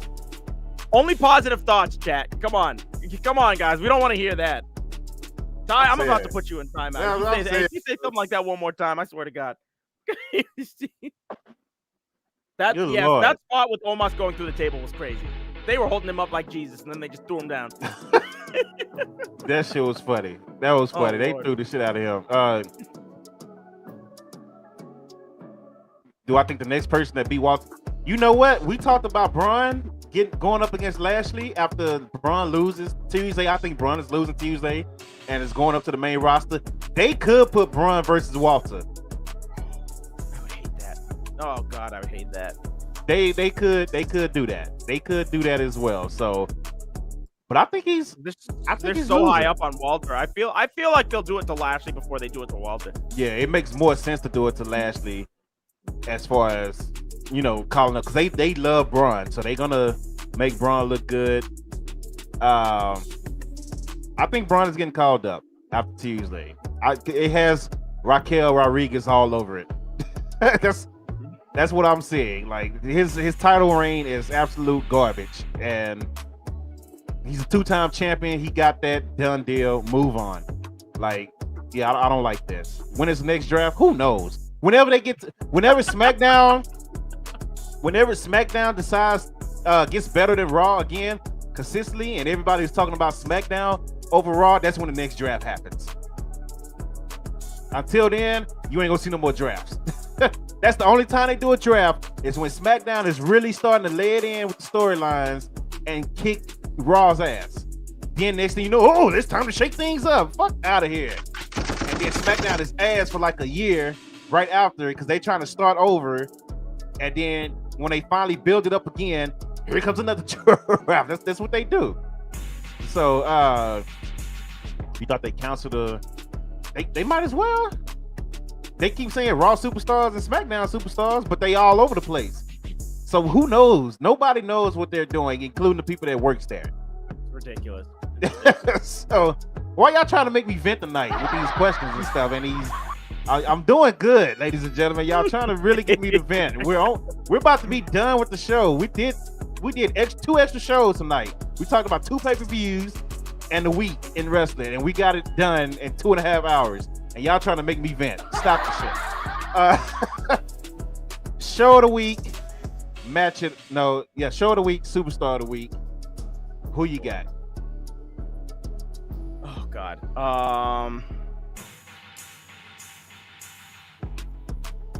My show of the week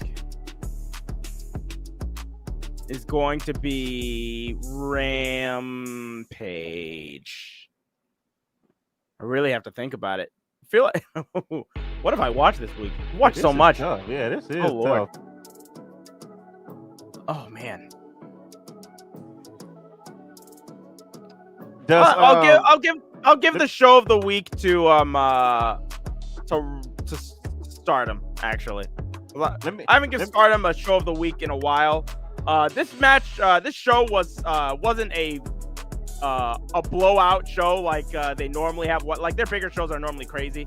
This wasn't crazy, but it was still a really good show. This was their what was it called? Fight to the Top card that they had, and this was the first time in company history that they had a steel cage match, and they had 2.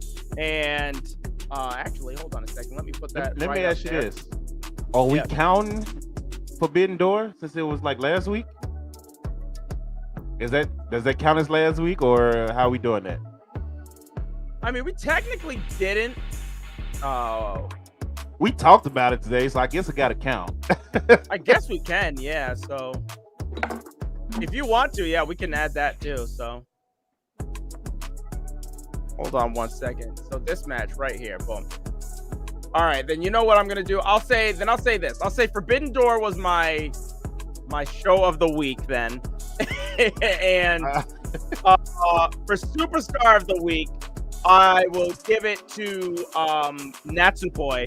If you're looking at my screen right now, she is the woman that is standing on the right side with the white hair and the white outfit. She had a match against Tom Nakano. It was in a steel cage.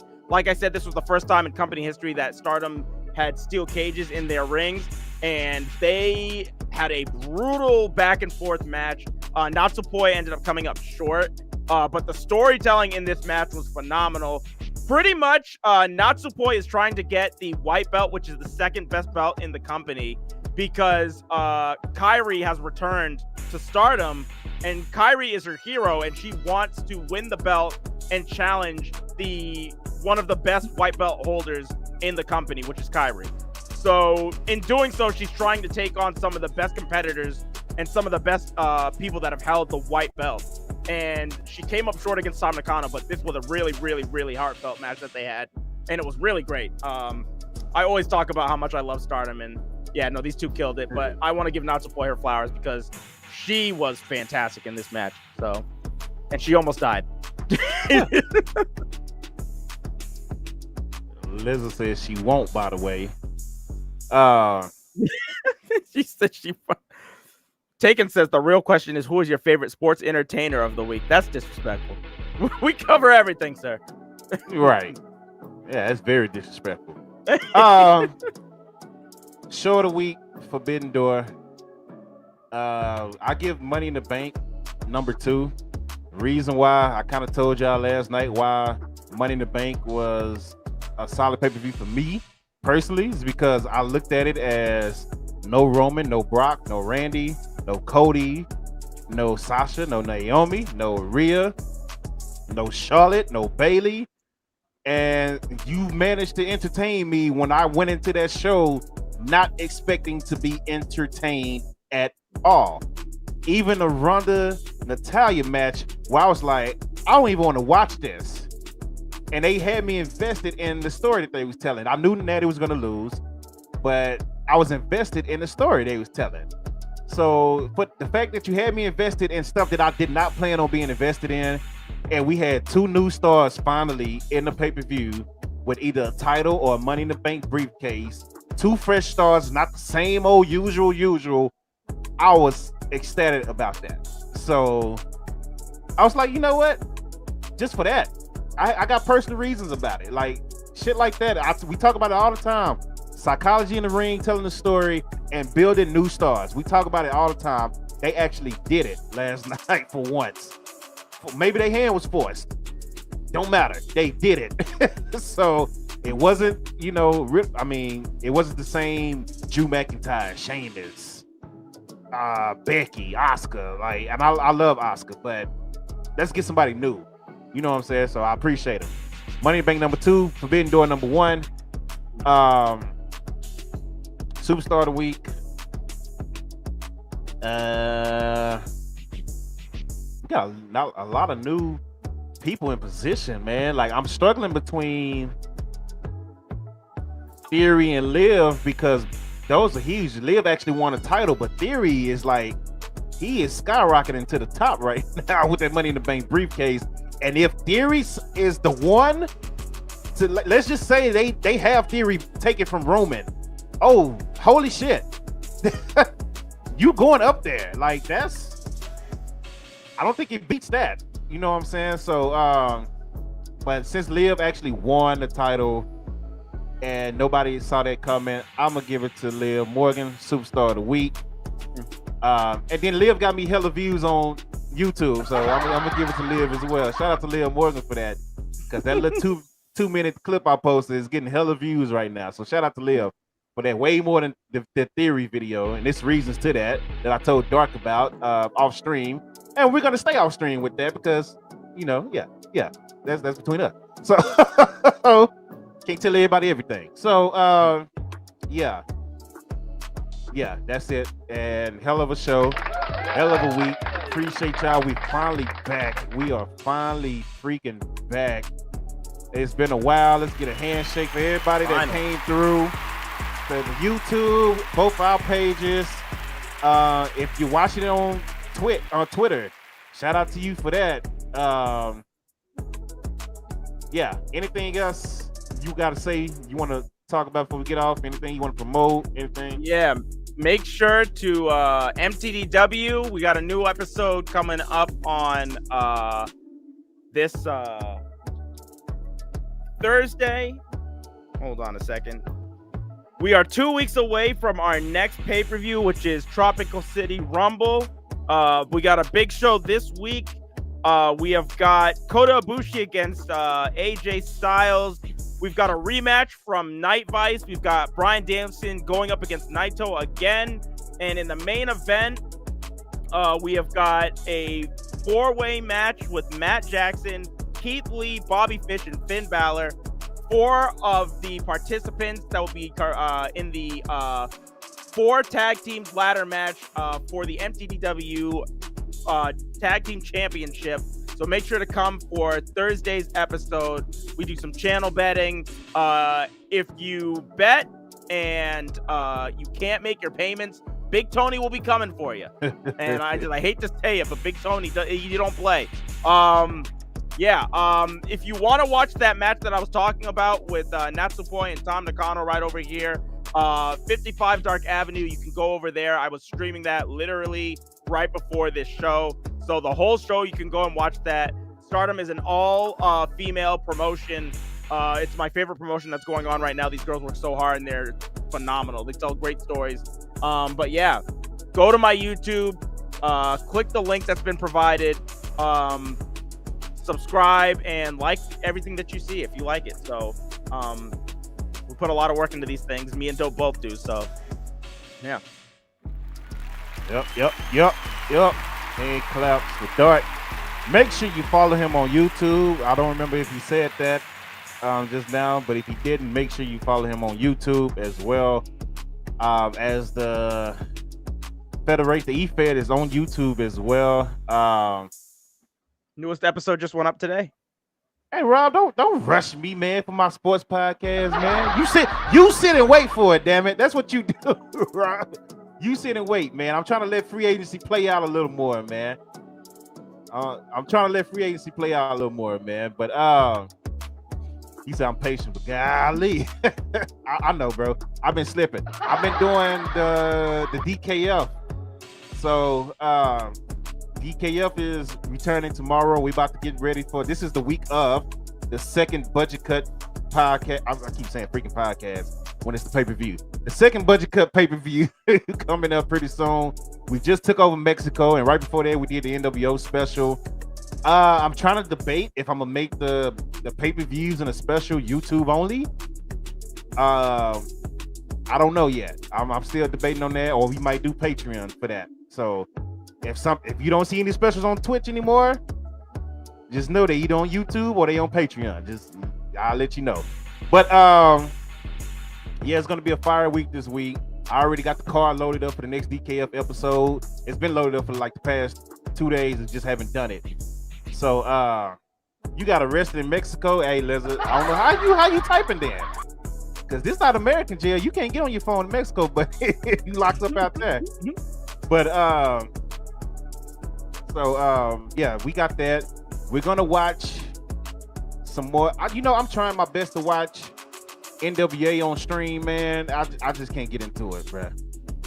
I can't get into it. That shit was funny with the whole little brother, big brother thing.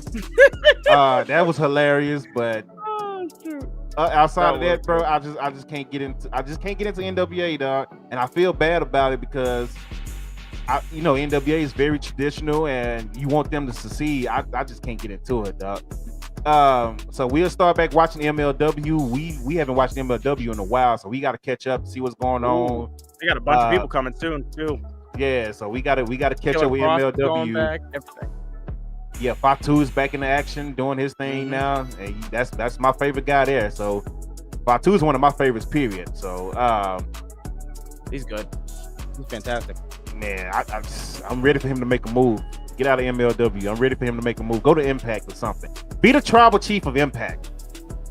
Like, or I will say AEW, but there's too many people in AEW. Be the tribal chief of Impact and just take him and Tamatanga. Oh man, just team them up. Have them take over Impact and just get him with God, and it'd be crazy. Man, I'm telling you. So we're gonna do that. We're gonna watch. Tomorrow is it's 4th of July. I was gonna do Music Monday tomorrow, but it is 4th of July, so I don't know if that's gonna happen. I'll keep you updated on Twitter. Follow me on Twitter about that one. So I don't know exactly how tomorrow is gonna go with it being a holiday, but I do want to bring Music Mondays back. So I know people have been talking about the verses between Mario and Omarion. People been talking about the Tiny Desk with Usher and him versus Chris. Hey, we got to watch all that stuff, man. So that was disrespectful what Mario did to Omarion. That shit was funny, man. Member, that was hilarious. That shit was hilarious, man. And then the Ray J fold, and oh my god, get my baby's boy. It's like, what the hell, bro? Oh yeah. Yeah, we gotta watch that, man. We gotta watch that. So it's a lot going on this week, man. I keep saying I'm gonna do the burner page, but I'm so lazy. I don't want to I don't know if y'all remember OBS deleted everything a while back, and I had to redo everything in OBS, and that includes the burner page as well. And I just don't feel like doing it. Every time I say I'm gonna do it, I just be like, I don't want to do this shit. So if I'm not lazy this week, we'll be back on the burner page watching classic wrestling. Rob said, when am I going to play, what is it called? That Rise from Rome again? You know what, Rob? That's a good question, because I am literally on the last part of that game, and I just never went back to it. Maybe I'll do that tomorrow. Maybe I'll try and play that and then play some Cuphead. Oh, if you guys want to see me rage for a good 3 hours, Cuphead is the devil. That game is the devil. Whoever made that, they're fucking little imps from hell, bro. They do not give a shit about human emotion or anything that we're doing. They're terrible people. Oh my goodness, that game was, oh lord, was testing my patience. Between that game and telling lies that we started on my stream, when we ended where that lady shot that cop, I was like, what the hell, bro?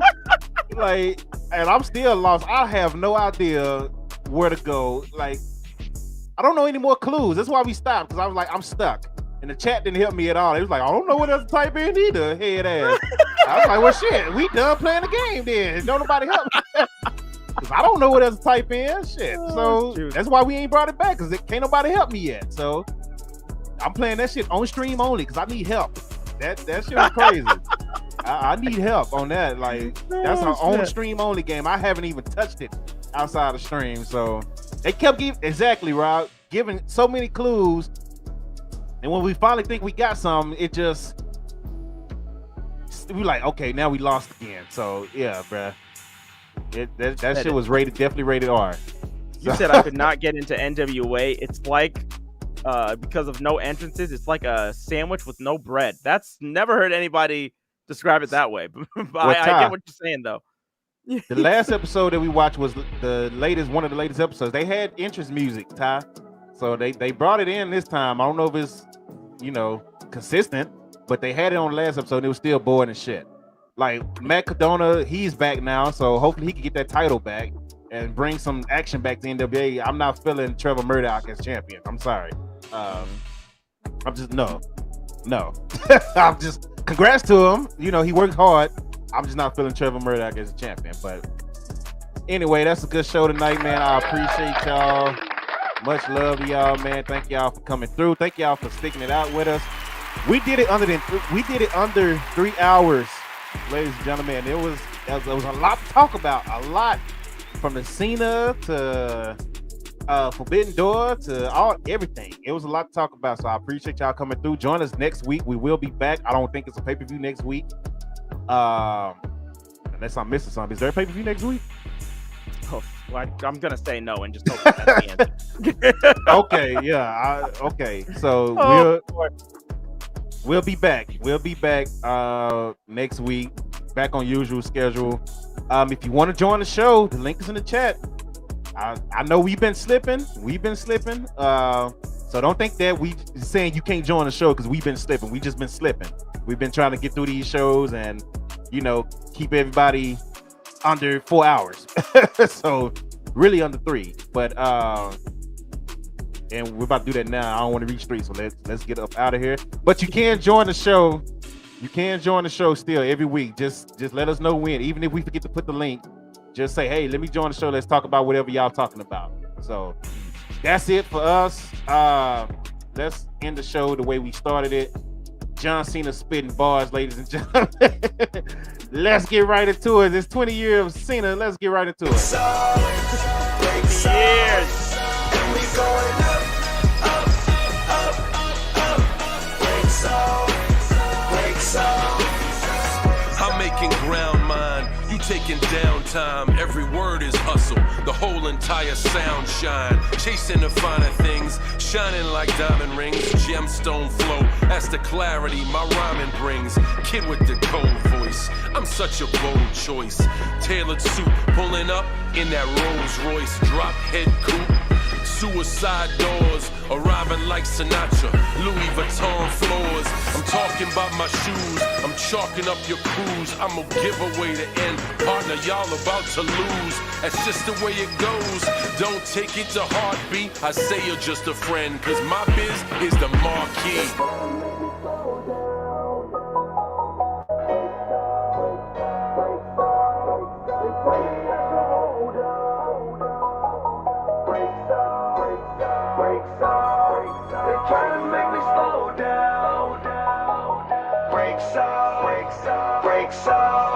They tell me I should hold up. Brakes off, but I left with the brakes off. They try to make me slow down.